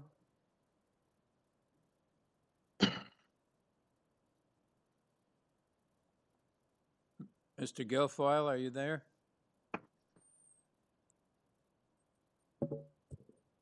Mr. Speaker, we do show Mr. Guilfoyle being online and connected, and he was present for the sound check earlier today. All right. So let's move on to Mr. Alradi and come back to Mr. Guilfoyle. Maybe just went off for a moment. Mr. Alradi? Yes. Yeah. Could Hello? could we have your name, your address for the Yes, record? sure. And My your name is comments? Abad Al-Radi. I live opposite the house, 72 Alcorn Avenue, and I'm an architect and a planner. All right. And can we have your comments, sir? Sure, I submitted them, but I will go through the major ones. I mean, to my mind, this is not a minor variance, but it's a major variance because, I mean, the increase in floor space is 54.5 square meters above the permitted floor space of 119.65. And that doesn't include a massive basement extension of a very large entertainment room, which leads to an exercise room. And my real fear here is that they're adding a substantial external staircase leading to the basement, and this will allow them in the future to, possibly convert it into a separate unit, which would go against the norm in this street. That's my first point. The second point is the street frontage. All the other basement plus 3-floor units, including my own and including my friends across the road, they have major setbacks when they're 3 stories. Here they're proposing no setback, and mansard roof will do nothing. I mean, if they add an extra floor in the front, even with a mansard roof, this will block vision, it will block light. That's one issue, and the other is that all the large units, it's the present house is a very small 2-bedroom unit. They want to convert it into a large family home with 4 bedrooms. Now, there's no parking, and there's no parking can be allowed. With a very large family, there'll be tons of shopping trips. There's bound to be 1 car at least. And so that's going to impact on all the few other houses that have no parking. Most houses, including mine, number 69 across, they have 2 parking spots, one on the ramp and one inside the garage. The impact on the neighboring plots, I mean, I can leave that to Mr. Guilfoyle. I mean, he'll go through it, but basically they go against the height restrictions, against the neighbors. But again, the most major problem that I see is the staircase, because that anyway will, I know they've reduced that from the original drawings, but that will still allow them in the future to convert it into a separate flat. I think the parking issue is really critical, with a large 4-bedroom units with very limited street parking. Mr. Alradi, you keep fading out. You must be moving away from the mic. Hello, can you hear me? Yes. Okay. So the final issue, really, the main issue, concerns the lack of parking. There's very little street parking for the limited number of houses that have no parking on Alcorn, and with the massive basement extension, this will, there'll be skips, and this will take away from all the available parking for those houses. So I mean, I think they bought the wrong house for their requirements. That's my conclusion, and it should, from my point of view, it should definitely not be allowed. Thank you. All right, thank you, sir. Ms. Wang?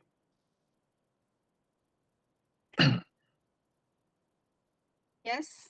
Yes. Can we have your name and address and your presentation and your comments, please? My name is Lin Wang. I live in the 65 Alcorn Avenue. I'm the neighbor of this applicant. So currently I'm living in China because of the COVID-19. My house is have a tenant in it. I do not receive any information and any requirement from my neighbor. And since 2 years ago, when they bought the house, they just mentioned a little bit. And recently I received a letter from the city and know their planning. So I bought this house 2015 when it was built as a single family home. So my neighbor originally is a very old granny, and she passed probably 2 years ago. So my neighbor bought this one. So this is a very long history building aspect, and I think if they add the third story, it will be depreciate the value of my home, and will get out my tenant in it. So currently I don't agree with they add the story, and it will definitely extended their yard and the loss of the sunlight across my yard. So that's my opinion. Right. Are those all your comments? Yes. Yes, thank you. Panel, do you have any questions? Okay, we go back to Mr. Su. Hello, Chair. So just to address the couple comments that was measured by both Daisy and Mr. Alba, I believe. So with concerns, I do understand Mr. Alba across at number 72 has concerns for the exterior staircase which goes to the basement.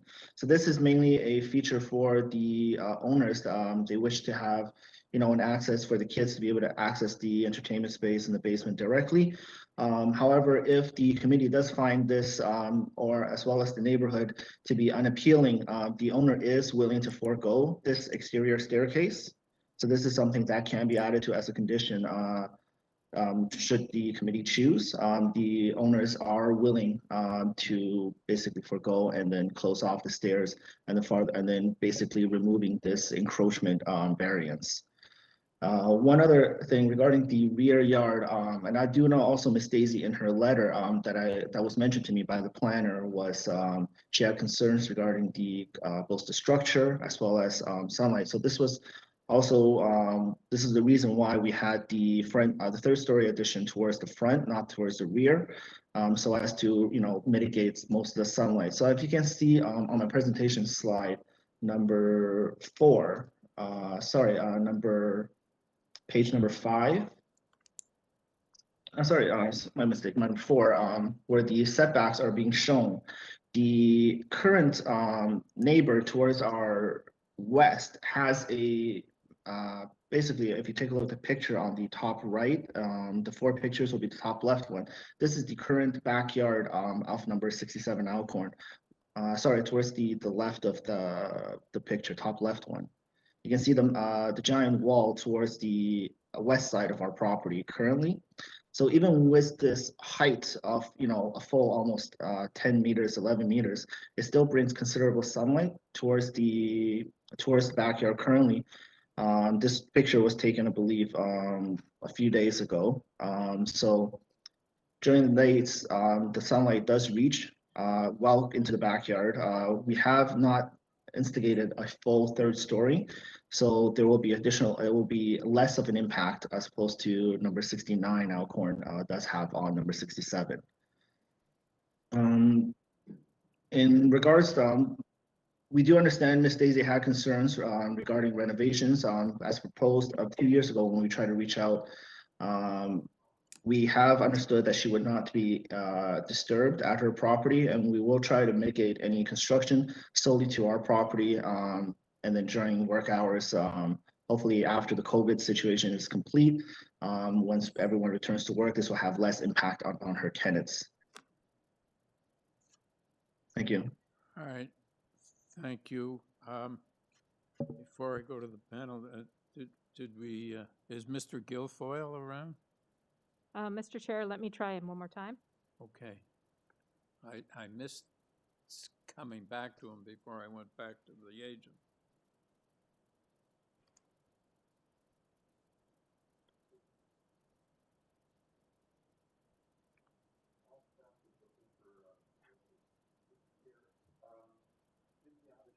Sorry, Mr. Chair, may I add one more thing?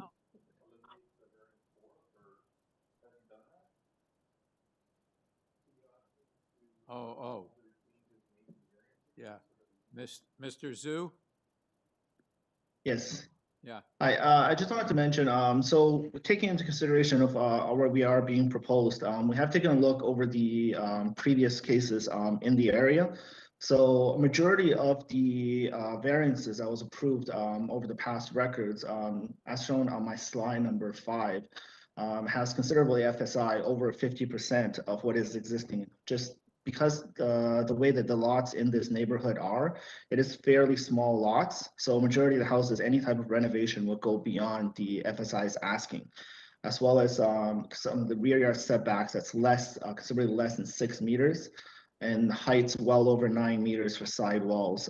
This is page number 6 shows, just some of the numbers that we've taken for the more distant area, but within the notification area, as well as page number 5 will be reflecting the immediate neighborhood, which is Alcorn Avenue, Birch Avenue, and Walker Avenue. So these are the variances that was approved within the past 5-10 years with FSIs, sidewall heights, and rear setbacks well over what we are currently asking for. And as I mentioned, trying to keep in the street, we tried to keep our numbers similar to what number 57 and 59 Alcorn was, which is 2 adjacent houses over. Thank you. All right, Mr. Zhu, are you eliminating variance number 4 relating to the exterior stairs to the basement? If this is a condition, then we are willing to forego it, yes. Yeah. We take that as a yes, Mr. Zhu.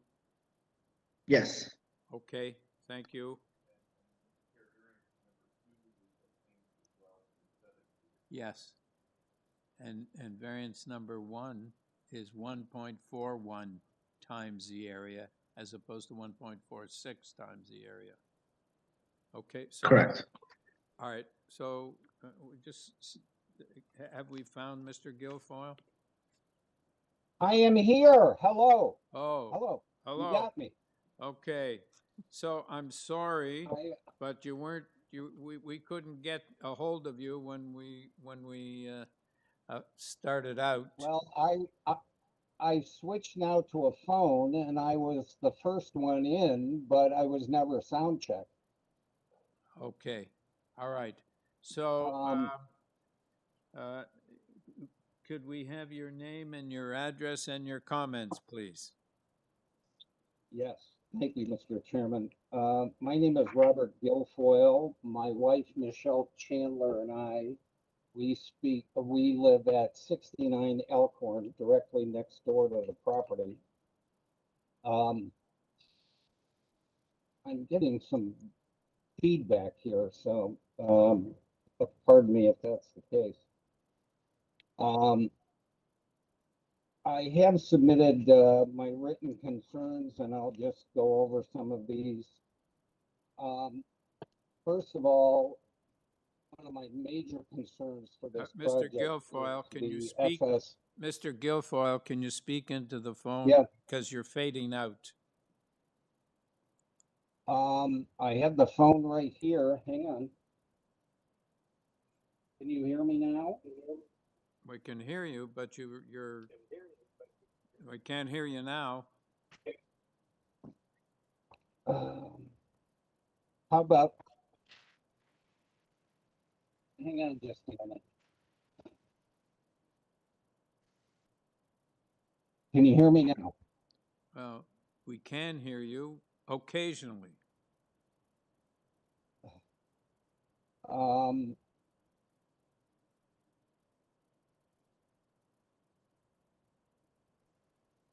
How about now? Is that better? That's better. Okay. I apologize. This is very difficult because everything I'm saying on the phone is feeding right back into my ear with a 2-second delay.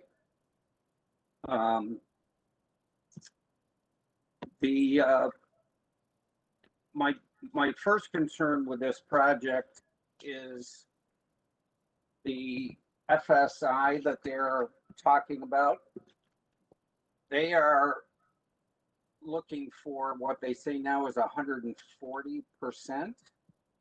I think that is certainly not a minor variance. It's more a major change to the property. They're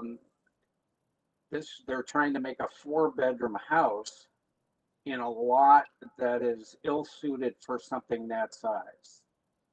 It's we have doubled the lot size and only 3 bedrooms in our house. With no setbacks, no parking areas, the amount of space that they're talking about, I think would be unacceptable. And the other thing I would like to ask a question of, when we first received the information from the developer without going to the city to get the complete set of plans, we were never shown any plan for the basement. And I'm questioning whether the square footage they're counting for their FSI even includes the basement, because with my computations, I'm looking at over 2,000 square feet here. The one issue, which is maybe not in effect anymore if they are withdrawing their variance for their outside staircase, is the fact that the downstairs basement area is basically 2 livable rooms with a full bath that could very easily be turned into a separate living area with a separate entrance. That being said, with no staircase there, you still have to question the square footage that they have listed and the FSI of what they say is only 140%. To me, 140% is still way more than should be allowed in that area. As far as the rear setback, the one thing that concerns me greatly is the fact that they are going back further into the lot, which could do some damage to the existing trees, plus the fact that our lot is actually L-shaped. So our lot goes down the side of 67 and across the back. So what they are proposing with an addition with a second floor patio would literally have a patio area looking directly into our backyard. So I'm really concerned about how that is going to affect our privacy. In general, I think when you look at the tests for the Committee of Adjustment, I don't know how you can consider a minor variance to be 140% of what is allowable for the square footage of the property, and which I think is actually more than 140%. And considering the fact that they have no setbacks, they have no parking, they have very little outside space at all with this plan, that it really would far exceed any of the density that was intended on our street. We already have major traffic issues on our very narrow street because of the amount of parking we have on one side. Permits are very much at a premium. We are fortunate because we have a garage and a driveway. We also have a major setback off the street. Mr. So the Guilf, height of our Mr. house Guilf, does not have anywhere Mr. near the Guilfoyle, impact on the Mr. street that Guilfoyle, this would. Mr. Guilfoyle, your time is up. Could you wrap up, please? Yes, thank you, Mr. Chairman. I think if you look at the tests that are required by the committee, we have to consider this to be not minor variances, but taken in total, it really is a major change to the zoning on the street. I'm very concerned how that would affect the character of the street with the density, and also open up the potential for a lot of other development on our very narrow street that would not be in keeping and give future development the chance to follow suit. I leave that with the committee. Thank you. Thank you. Any questions, panel? I think we should go back to Mr. Zhu, just to comment on Mr. Guilfoyle's presentation. Mr. Zhu, do you have anything to say? Regarding the comments provided by Mr. Guilfoyle, regarding the lot above, as well as the privacy concerns towards the rear. So as mentioned, it is Mr. Guilfoyle's lot is an L-shaped lot that wraps around our current lot at number 67 Alcorn. There is mature trees along the rear lot line. So I believe privacy should still be maintained with the lot, with the vegetation. However, if required, as mentioned, we will be able to do any privacy fencing in order to secure a mutual privacy between both owners. Regarding the rear yard addition as well, it will be above an existing deck locations. I do understand they also had concerns regarding the vegetation, if the addition will be damaging any of the trees in the area. So we haven't gone to a permit, but I have not received any concerns from forestry. We are well over the standard setbacks for any tree protection that is required between the vegetations. Thank you. Thank you, sir. Panel, any questions? Any comments? Do we have a motion? I can start with the comments. When I look at the proposal and the 5 variances, really, to me, it's only number 1 that we need explanation. And I think that I accept the applicant's explanation that in the neighborhood, the new development is matching that size of housing. And also, I do not agree that we should put that no stair from the basement to the backyard as condition, because I would say if you have a recreation space which is being proposed, and it's very reasonable for this kind of house. There's a lot of houses like this that have a walkout from the basement to the backyard, and I'm not too sure that it will increase create any kind of negative impact.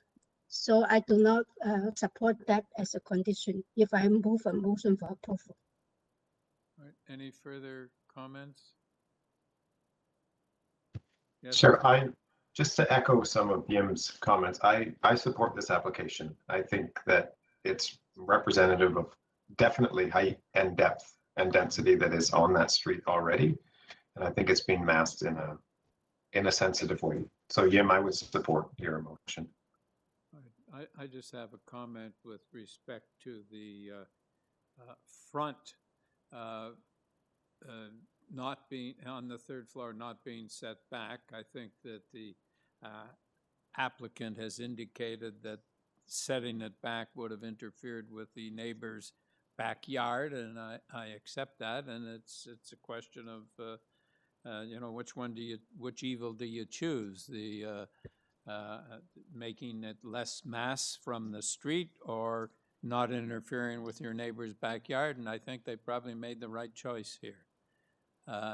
So are there any other comments, or do we have a motion? Yim? Yes, I just unmute myself. Okay, yeah, I like to move for approval. I do not think there's any condition, with no conditions. Oh, subject to the amendments? Yim? Oh, yeah, actually, we based on the revised variances. And also, is a further amendment of variance number 1 is to 1.41 times of the lot area. Yes. Yeah. And number 2 is 7 meters from the rear lot line. Yeah, that one has been already on our revised agenda, yeah. Yeah. Okay. And number 4, you exterior stairs, you want to leave that in? I would like to leave it in, and I do not think it's a fair condition. As to eliminate it. Yeah. Okay.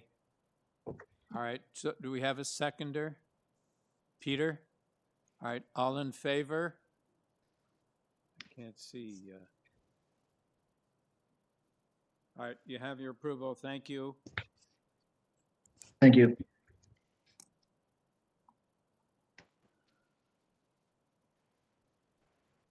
Next item is number 1032 Parkdale Road, and the purpose of this application is to construct an ancillary building in the rear yard.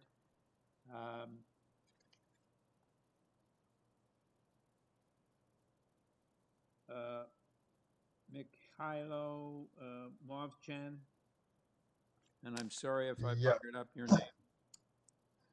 Oh, it's everything okay.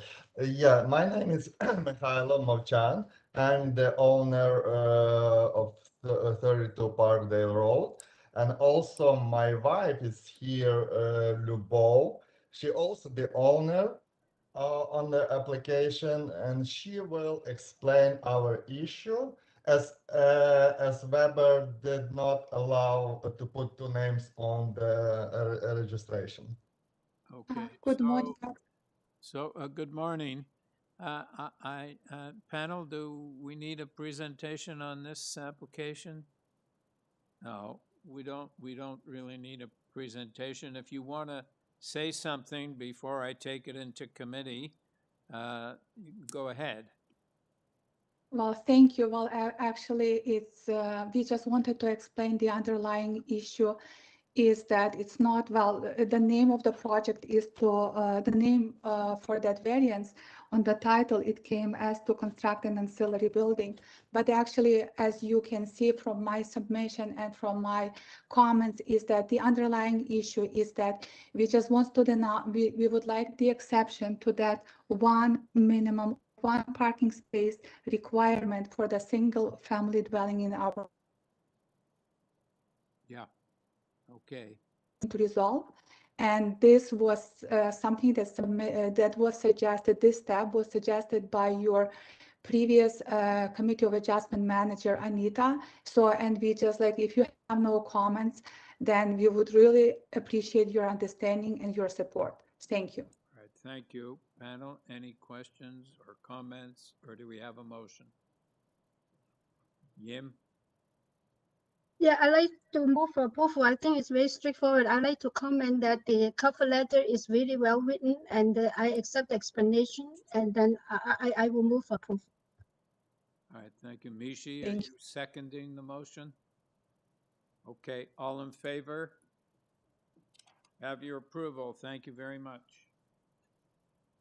We really appreciate it. Thanks. You're welcome. Number 11, 2252 Queen Street East. The purpose of this application is to construct an exterior staircase to provide access to the roof and to create an additional dwelling unit on the second floor of the existing mixed-use building. And Mr. Chair, we have nothing on file. Okay. Mr. Lee? Hello, everyone. I'm Don Lee, an architect, and I'm representing the property owner of the subject property. Yeah. Can you hear me? You faded out. So I don't, so just carry on. All right. We'll see if we can hear you. Okay. The purpose of this application is to exempt one parking space, which is required by zoning by law. Actually, the owner is applying to change the existing one residential unit on the second floor into two small residential units. However, there's no available space to create parking space. The property has been vacant since the current owner bought this building in 2019. Even under the COVID-19 situation, the owner has been having a more difficult time renting out the existing big single unit because most of tenants prefer small rental unit or with a lower cost. The owner wishes to divide the current big vacant unit into 2 small units so that it can rent them out easily. That's the reason of this application. All right. Thank you. Panel, any questions? Okay.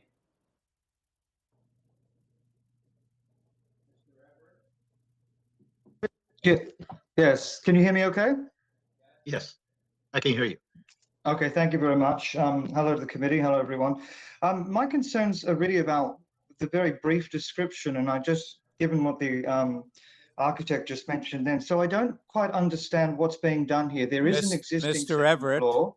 Mr. Everett, Yeah. for the record, could you give us your full name and your address? Oh, I'm sorry. Yes, my name is Nicholas Everett. I live at 126 Willow Avenue, which is just around the corner, or three stores up from this. I'm just concerned about the wording and what is being done here. So it said the wording was to create a second-story dwelling, but there is already a second-story dwelling, and as I understand it, that's been for commercial purposes.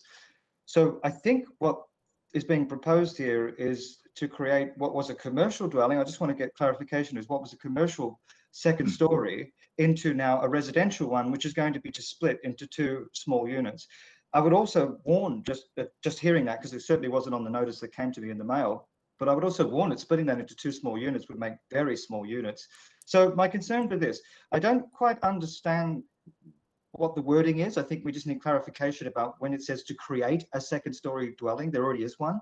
I don't quite understand what that's going to do to the rooftop, because it says it only wants access to the rooftop for maintenance. Sir, it does, Mr. Everett, it doesn't say to create a second-story dwelling. It says to create an additional dwelling unit on the second floor.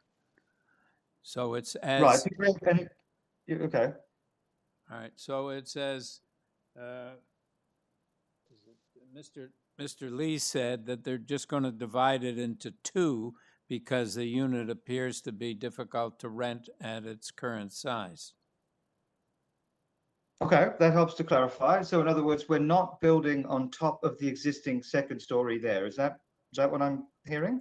Yeah, there's the only building I understand is to be done is to construct an exterior staircase to access the additional unit, to access the roof, and to divide the dwelling units into 2. It's a question of use. They don't appear to be going to construct anything with respect to the unit. Okay, it might be helpful in future if somebody were to word that in a document to say they're dividing a unit, not creating one. If you're going to divide one and create one, that's actually much more clear.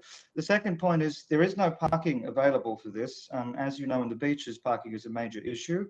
And I would just point out that this committee has had very different responses to different petitions on parking. So to suddenly waive the parking here would be quite extraordinary.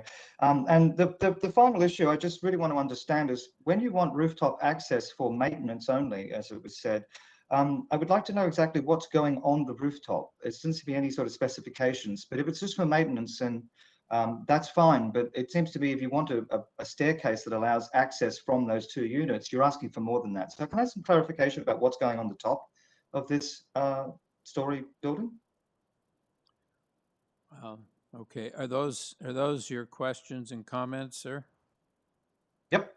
All right, so we'll ask I'll turn it over to Mr. Lee, and he can comment on that, unless the panel has any questions of Mr. Everett. No questions. Okay, Mr. Lee? Yes. Firstly, the existing roof is just inaccessible, actually. So for the maintenance purpose, the owner of the property wants to make it the more safe access for the roof maintenance. So that's why that is the rooftop access is including only stair and access door. That's it. There's no any living space on that floor.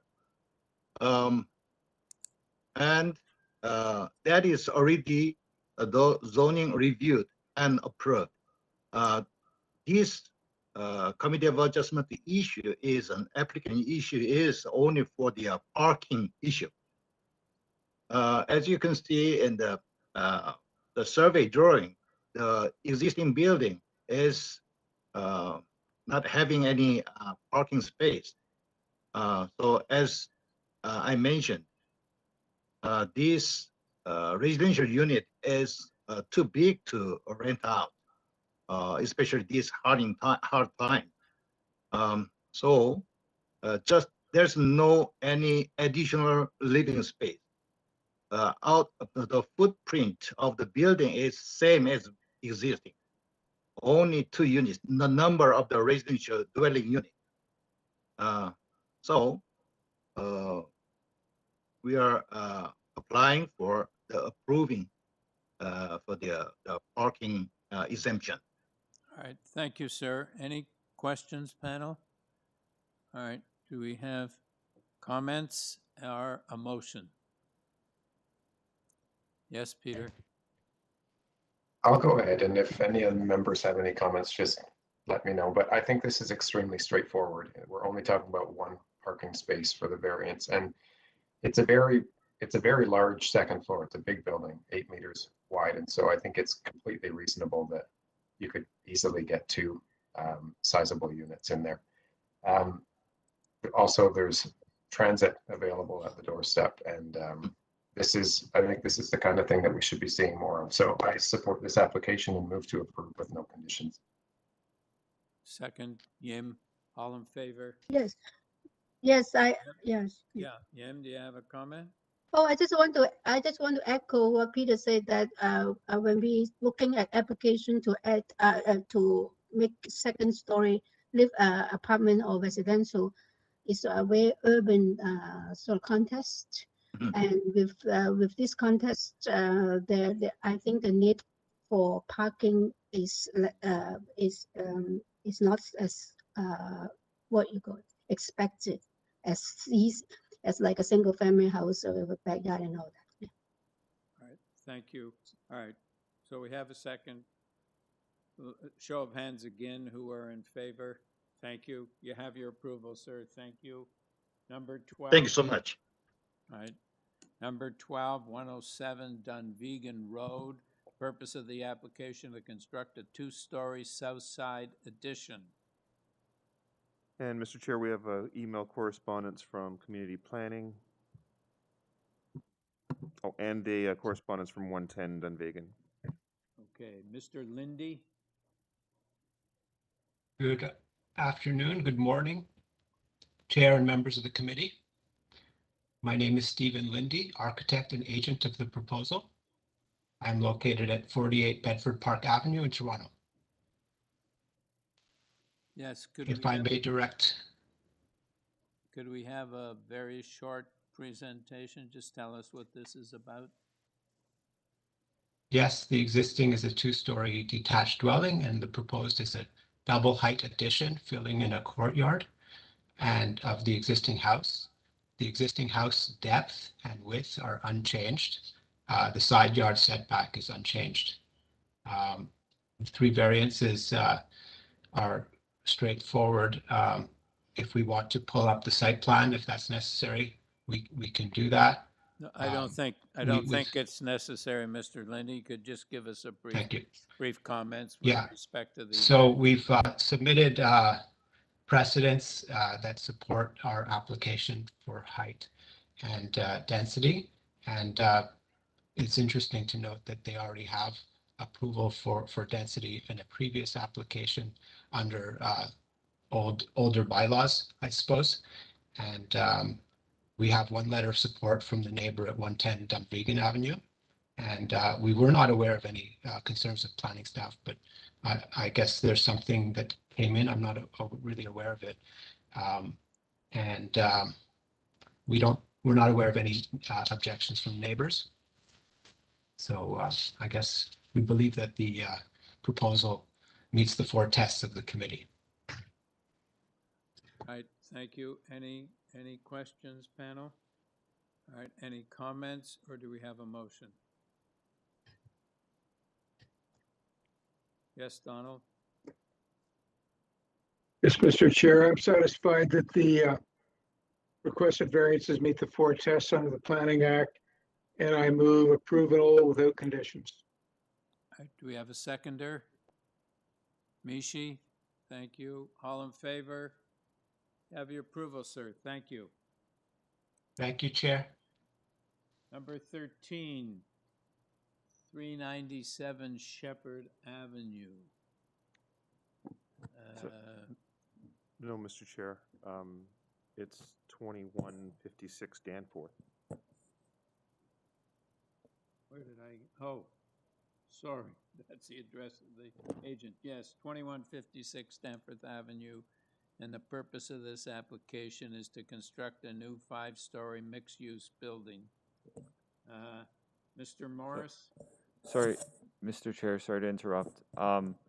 Mr. Morris, we received correspondence yesterday, is in the hospital, so he requested a deferral of the application. There are no persons present today to speak on this item, but we do have correspondence submitted through the application technician that requests a deferral of the application. Okay, this is pretty minor. I think we've gone ahead at times to approve things, even though the applicant was, including when the applicant didn't show up. Mr. Chair, we do have correspondence on file.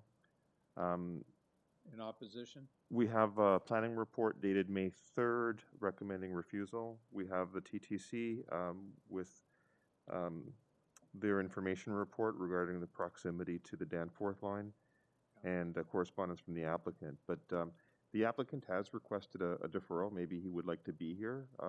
It's in the hands of the committee. If staff recommended a refusal, we better defer it. Okay, is it Yim? I think you should defer it. It's not as simple as you think. I think the application is actually quite complex, only because of the process.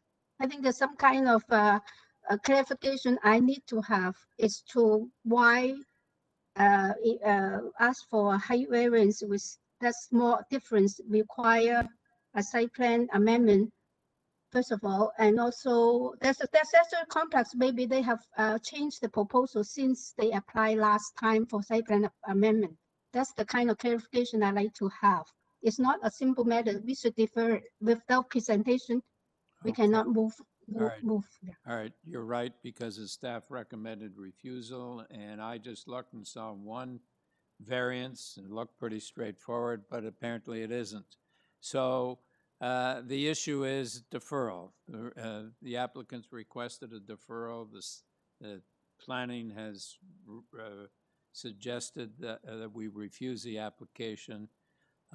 So do we have a motion for a deferral, or do we have any further comments? Yim, your motion for deferral? Yeah, I move for deferral, yeah.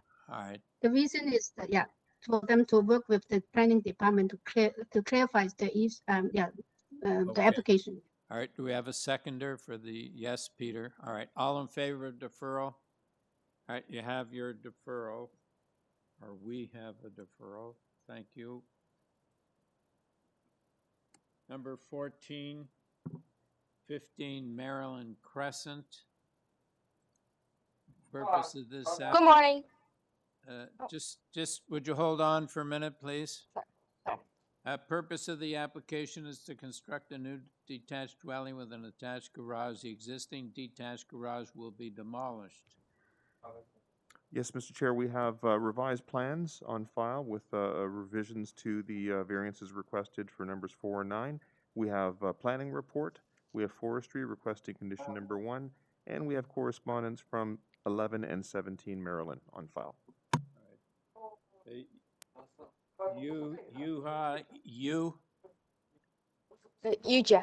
Yuja, sorry. Go ahead. Introduce yourself and give us your address. Good morning. Good morning, chair members of the committee. My name is Yuja, and I'm the agent for 15 Maryland Crescent. All right. Could we have your presentation? We have some opposition. Okay. First, I would like to go through with the zoning waiver before the committee. We had some revisions by reducing the building height from 9.93 meter to 9 meter, and also the driveway width from 3.66 to 3.62 after negotiating between the homeowner and the city planner. And now the city planner is in support of the proposal after the revision. Secondly, for the forestry department, we will make sure that we will get the approval from TRC, and there won't be any damage to any trees near the property or on the property. For the proposal, the owner would like to build a 2-story new house on the subject property with an integral garage. There are a couple of those designs on Marilyn Street, as there's some pictures on the presentation page that you could see. Sorry, may I get that PDF file of the presentation?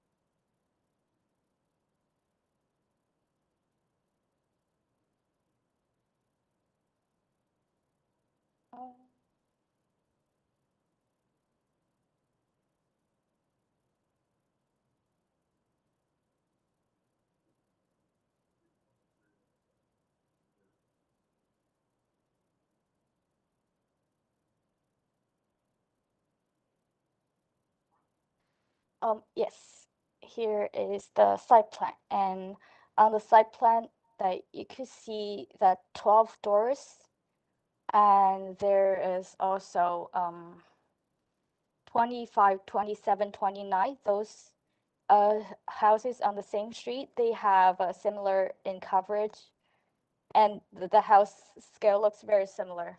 And the proposed FSI looks really big because the basement is also calculated into the floor space index, because the main floor is 1.5 meter above the established grade. On second page, there is a photo of the front elevation that shows the existing 1-story house. And there is a plan, a footprint below that page, and shows the proposed footprint of the proposed house. That you can see it has the similar depth with the neighbor's house, and also the similar side setback. The proposed house is facing a high school, so I believe the impact for the front main wall is minor. And also there's other houses with similar front main wall height on the same street. Sorry, could you scroll down the next page? Yes, that's the proposed front main wall of the house. And here are some examples of the houses on the same street. And on the next page, there will be a housing construction of a modern style, which also has a similar height in front main wall. And the 12 doors drive is the house that next to the back-facing house of the proposed property, and it's very similar in design in our house. And the owner just seeking to do that house, that kind of a new house. And I believe the new house will respect and reinforce the existing physical character of the existing geographic in neighborhood, with reference in character and design of the nearby residential properties. And that ends my presentation. And I could answer any question if you have. All right, panel, any questions? Yes, Donald? Donald? Yes, it seems to be another issue, Mr. Chair, with respect to the calculations in variance 2, which states that the maximum permitted FSI is 0.85, which is 208.4 square meters.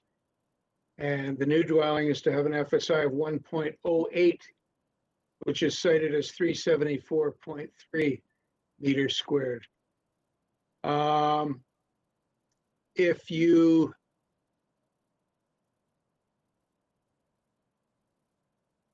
uh, 0.85 being 208.4 would not translate to 108 at 374.3. So one of those calculations I would submit is incorrect. Yeah. Oh. Yeah. Does everyone follow me there? Yes. Actually, sorry, I just find that out before the committee, and I did the recalculation. The lot area for this lot is 347. So I believe the permitted floor space index is incorrect. It shall be 295.26 square meters. 295.6? 0.26. 0.26. Okay, makes more sense. Yes, that does make more sense. Thank you. So we'll amend it to that extent. Any further questions of this witness? Okay. Mr. and Mrs. Callahan?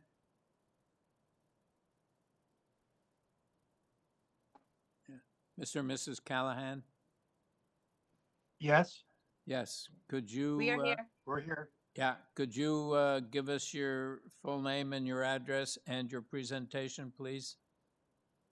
Patrick Callahan and Patty Callahan at 17 Maryland. We're the neighbor to the north, right beside it. Right. Okay. Tell So us. I have an understanding that the tree is going to remain. Is that true? I need to have that confirmed. Doesn't say so in the application. It doesn't show it in the application. In fact, it shows no tree. There's an existing large tree there. So I just want to know, is that tree going to remain?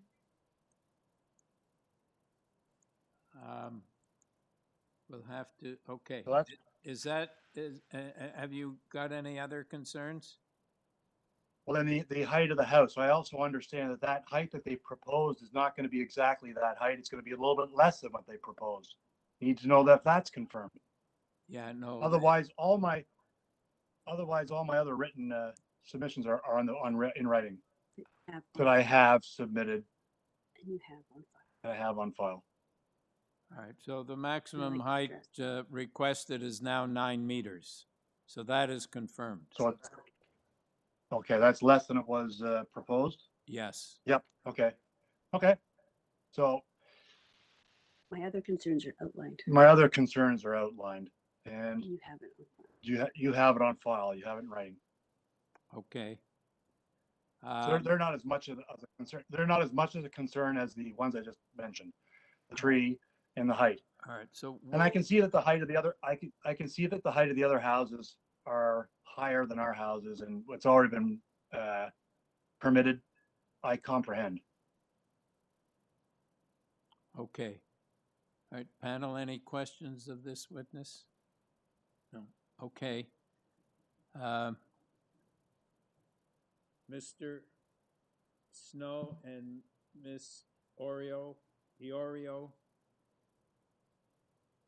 Hi, yes, this is Brian Snow speaking, and my wife Kathy is with me.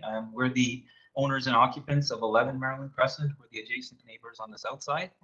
Right. And we also submitted the, I think we had 5 or 6 concerns with amongst the 9 minor variances that were proposed. Some of those have been addressed, I think, with the resubmission, because a couple of the concerns involve basically widening the driveway and reducing the major reduction in the softscaping in the front from 75% down to 49% or whatever it's or 47%. We were worried that was going to impact the quite a large, what they consider a tree of significance if you look at the urban forestry site. So we were concerned about that tree going because it wasn't shown in any of the drawings or any of the plans, or it was just shown as gone, and there was a walkway and a driveway kind of over top of it. So we're glad that hopefully it's going to be protected now. And some of the other concerns that we had, it looks like they've also been addressed by that last minute sort of amendments to the height, now going down to 9 meters, because it was originally going to be, I think, like 4'8" higher than our house.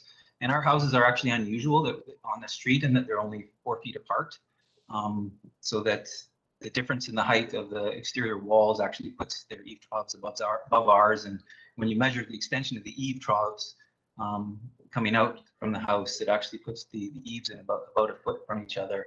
And so everything coming off of their roof, if their roof is 4 or 5 feet higher than ours, ends up in our eave troughs. That was a concern that we have. But now that they're bringing it down to 9 meters, I think some of that has been addressed.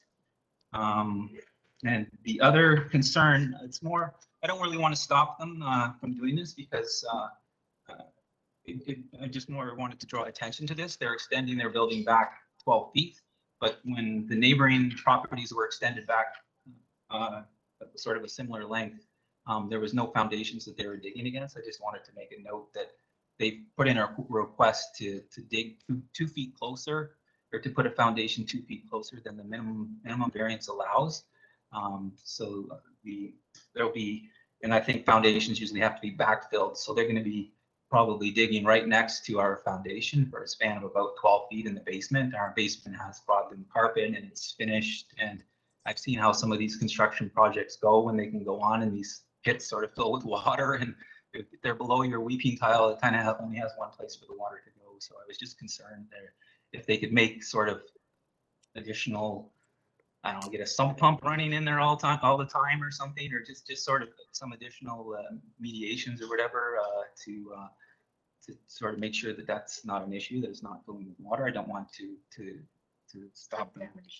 And also, yeah, the heavy equipment in there too, that close to the foundation, we're worried about possible structural damage or something to the, So, Mr. Snow, those are construction issues. Those are construction issues which aren't the mandate of the Committee of Adjustments. We're only concerned about variances from bylaws. Yeah, that was digging 2 feet closer to the, putting the foundation 2 feet closer than the minimum variance allows, though. Yeah. I think the minimum the variance was 4 feet, and they're asking to go 2 feet. But I think that's keeping in. We didn't want to stop them from that. I just wanted to make it. Yeah, and I think the other, I think pretty much that was it. The other concern is that it just seems kind of strange to me that when you have 9 minor variances and you take them together, at what point does it become a major variance? When there's 9, it seems like a lot. And also the fact that there was absolutely no community outreach or sort of attempt at, to contact the neighbors in advance. Like, this is the first I heard of any of these proposals was when I got a letter in the mail like a little over a week ago. And it doesn't give you much time to act on it. So just the spirit of it seems wrong if it's somebody who's claiming that they're going to come into the neighborhood and become your neighbor.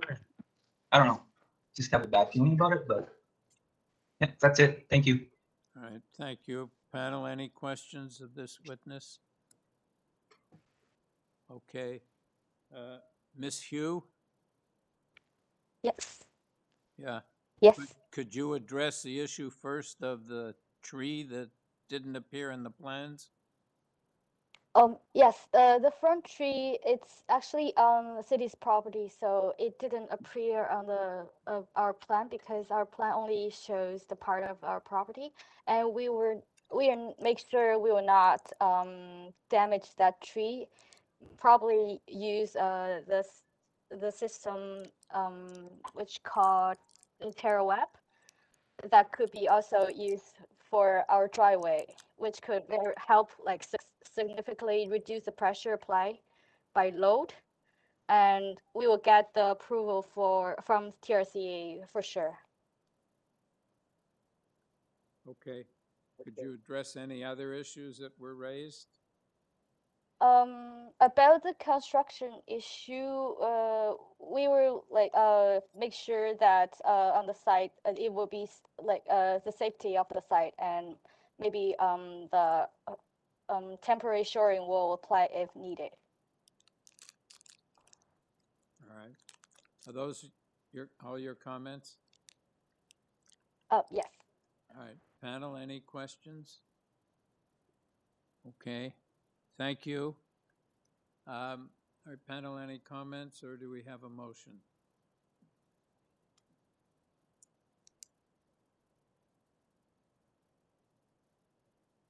Yes, Donald? Yes, Mr. Chair, I find the requested variances meet the 4 tests under the Planning Act. And I move for approval, subject to urban forestry condition 1. And the amendments?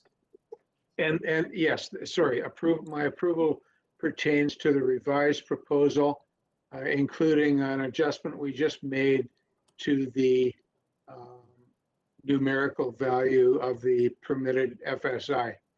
And I'm sorry, I didn't take note of what that number is. 295. 0.8. Okay. Changing the maximum permitted FSI to 0.5 times or 295 meters squared.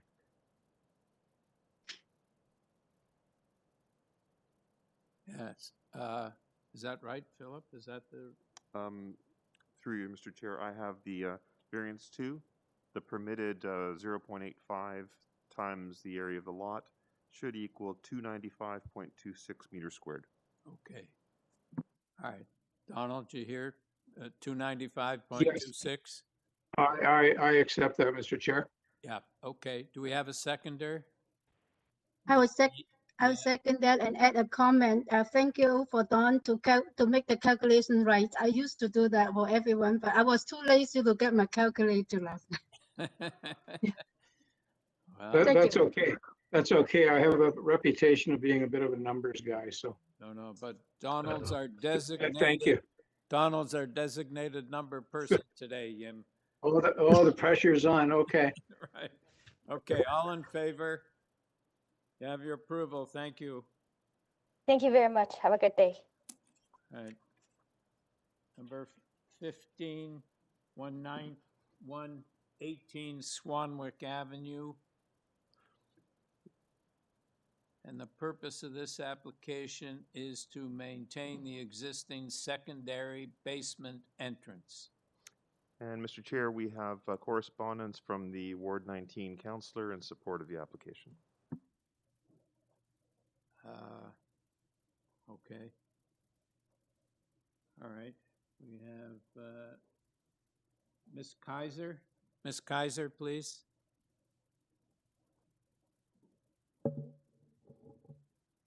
Through you, Mr. Chair, I have Karen Kaiser on 2 different connecting devices. Let me check the phone. One moment, please.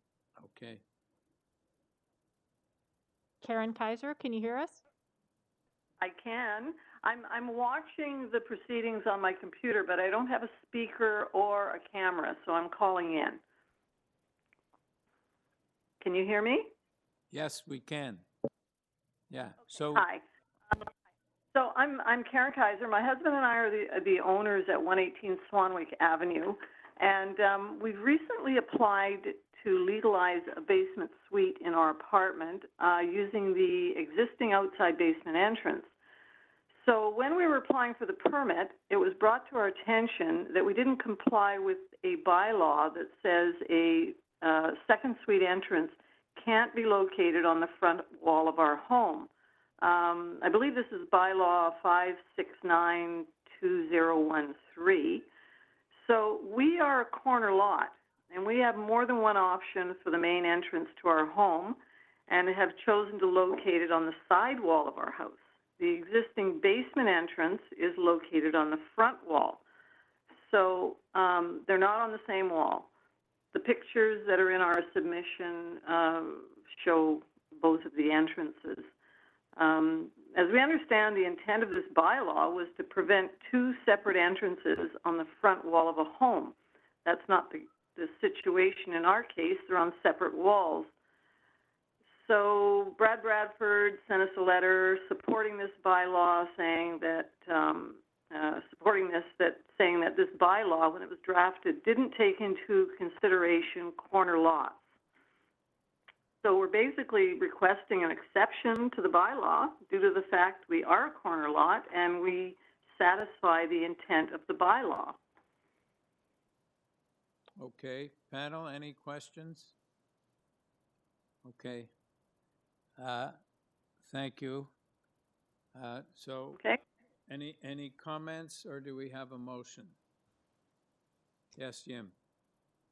I'd like to move for approval, and the comment is that I think that it is a unique corner lot, and that's actually permitting the secondary entrance to the secondary street is actually more in keeping with that side of the houses, that you do not abandon that face. So creating an entrance actually is complete the streetscape, and I'm in support of that. Yeah. All right, Mishi, are you seconding this motion? Yes, Oh, okay. Thank you. All in favor? Have your approval? Thank you. Thank you. Next item is number 16, 255 Wellington Street West. And the purpose of this application is to convert the existing building into a mixed-use building containing 300 dwelling units. Ms. Kovar? Good afternoon, Mr. Chairman. Here on behalf of the applicant. Yes. Go ahead. Just give Thanks. us your address for the record. Sure, I'm with Erden Burles LLP. We're at 181 Bay Street in Toronto. Okay. All right. Perhaps you could give us your usual brief summary of what this is about. Happy to do so, Mr. Chairman. The site is located in the King Spadina neighborhood downtown. And as you may know, this is the site of a Marriott Residence Inn hotel. The hotel was designed with long-term stay suites. So all of the 318 existing and permitted suites in the hotel contain not only washrooms, but also kitchens. And the application is to convert those 318 suites into 300 dwelling units intended for a future condominium building. And there's a small amount, 260 square meters of street-related retail uses proposed on the ground floor facing Wellington Street as well. There is no exterior change proposed to the building. The height, the setbacks, the massing remain as you see them today on the site. What we are doing is, in order to meet as many of the zoning requirements as we can associated with the new units, we are complying with the bylaw in terms of providing the full required amount of indoor amenity space, outdoor amenity space, and bicycle parking spaces within the building. We are also adding in a loading space. The current hotel doesn't actually have a loading space on site. The building is serviced from the public lane, which runs along the south side of the site. And in fact, all of the buildings in this block on Wellington abutting this lane are doing all of their loading operations from the lane. So we're proposing a modified type C loading space on site, which we can fit into the site, despite the fact that it's a small site, so that cube vans and deliveries and service people and moving can take place on site. But the city garbage trucks, the public garbage pickup, will have to occur from the lane, which is the way it currently operates today for the hotel. The parking variance is probably the substantive variance, and it's something that can't be fully addressed with alterations to the interior of the building. The building contains a 3-level underground parking garage. That entire garage is being converted to residential and visitor parking, and we're utilizing the supply available, but there is no opportunity to provide any more on-site parking, obviously. So BA Consulting were retained to prepare a comprehensive parking assessment report to assist us in deciding how to allocate the available parking between residential and visitor, and to assess the appropriateness of the variance. And you have that report on your file. The conclusion is this site is obviously extremely well served by available transportation or transit infrastructure. The area contains ample office, recreational, entertainment, shopping facilities, so that it's expected that residents living in this building will be able to take full advantage of existing transit, and in fact make many of their necessary trips by foot or cycling as well. The application has been reviewed by planning, development, engineering, and transportation staff, and you see there are no concerns being raised by city staff with respect to any of the variances requested, nor am I aware of any concerns being expressed by any members of the public. I think my covering letter does go into a bit more detail, but perhaps I'll end there, and if the committee has any questions, I can respond to them then. Yep. Yeah, Ms. Culver, I'm struck. I know that I'm struck by the number of parking spaces required for the dwelling units and the number that you're proposing, which is 43, and I know it's in line with the transportation, your transportation report, and I also know that there's a diminishing number of parking spaces required with these buildings because people aren't buying don't have cars downtown. It's just, I'm just commenting. I'm not criticizing or it's just a very big difference. Well, I'm happy maybe to expand a little bit on that in case other members of the committee also had the same question. As noted in the BA report, the proposed parking supply for the residents is 0.14 parking spaces per unit. That is a supply which is consistent with numerous other downtown approvals in recent years and has been supported by both City Council and the Committee of Adjustment. And a number of those examples are set out in the BA report. I think as you began to note, Mr. Chairman, residents today can and do live in the downtown without owning a car. That is a choice being made by people today. And in terms of looking at the tests that you're required to assess, the official plan does contain policies designed to encourage the use of other modes of transportation, walking, cycling, but in particular transit. And of course, this site enjoys a very high level of transit accessibility. A concern that sometimes flows from a shortfall of parking is that surrounding residential neighborhoods will then suffer from the impacts of illegal parking on their local streets. But of course, the location of this particular site simply doesn't afford for that possibility.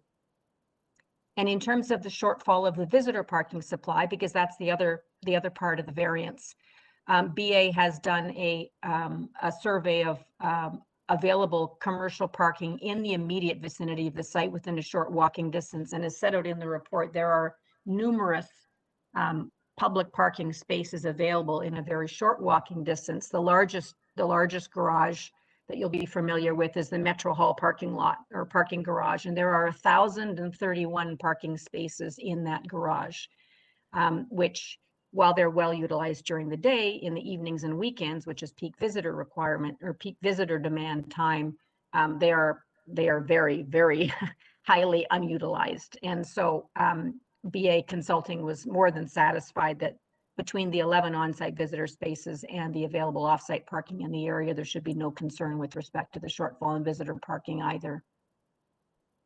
Good, thank you. Panel, any question? VM? You have a couple of questions. I'd just like to know, when you turn a hotel into condominiums, are you subject to site plan approval application? That's first question. Second question is, and also, are you subject to the Toronto Green Standards that you're eliminating a lot of or limiting a lot of parking spaces? But what about some compensation about bicycle storage and all that the Toronto Green Standards usually asks? So two things. First off, the site, as noted in the zoning review notice, which accompanied the application, the site is not being subject to site plan approval. The buildings department has concluded that the proposal does not increase the size or usability of the site or of the building, and therefore site plan approval is not being required. In terms of green standards and bike parking, we are meeting the required number of bicycle parking spaces in both bylaw 569 and therefore in the Toronto Green Standards as well. We do have two bicycle parking related variances. One relates to the dimensions of the bike parking spaces, and that's because the spaces are being provided in stackers as opposed to just lined up horizontally. And the stackers are designed to have the bikes overlapping slightly.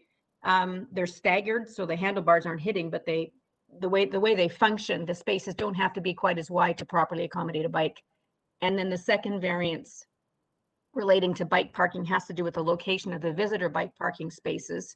And the bylaw contemplates the spaces being located outside, but of course this building exists today. It is built lot line to lot line. It's impossible to put them outside. They have to go inside. And so that is the second variance, but the full number of required spaces has been met, and that would meet GREET standards. All right, thank you. Any further questions? All right, do we have any comments or do we have a motion? Yes, Donald? Yeah, just first of all, an observation. This is a very interesting response to changing socioeconomic conditions, particularly in downtown Toronto. I'm satisfied the proposal meets the 4 tests, and I move for approval without conditions. Do we have a seconder? Mishi? Thank you. All in favor? Thank you, Ms. Kovar. You have your approval. Thanks very much. Have a nice lunch. Thank you. Okay, we adjourn at 12:27. Have a nice lunch. Yeah. Yeah. Okay, we'll come back at 1:30.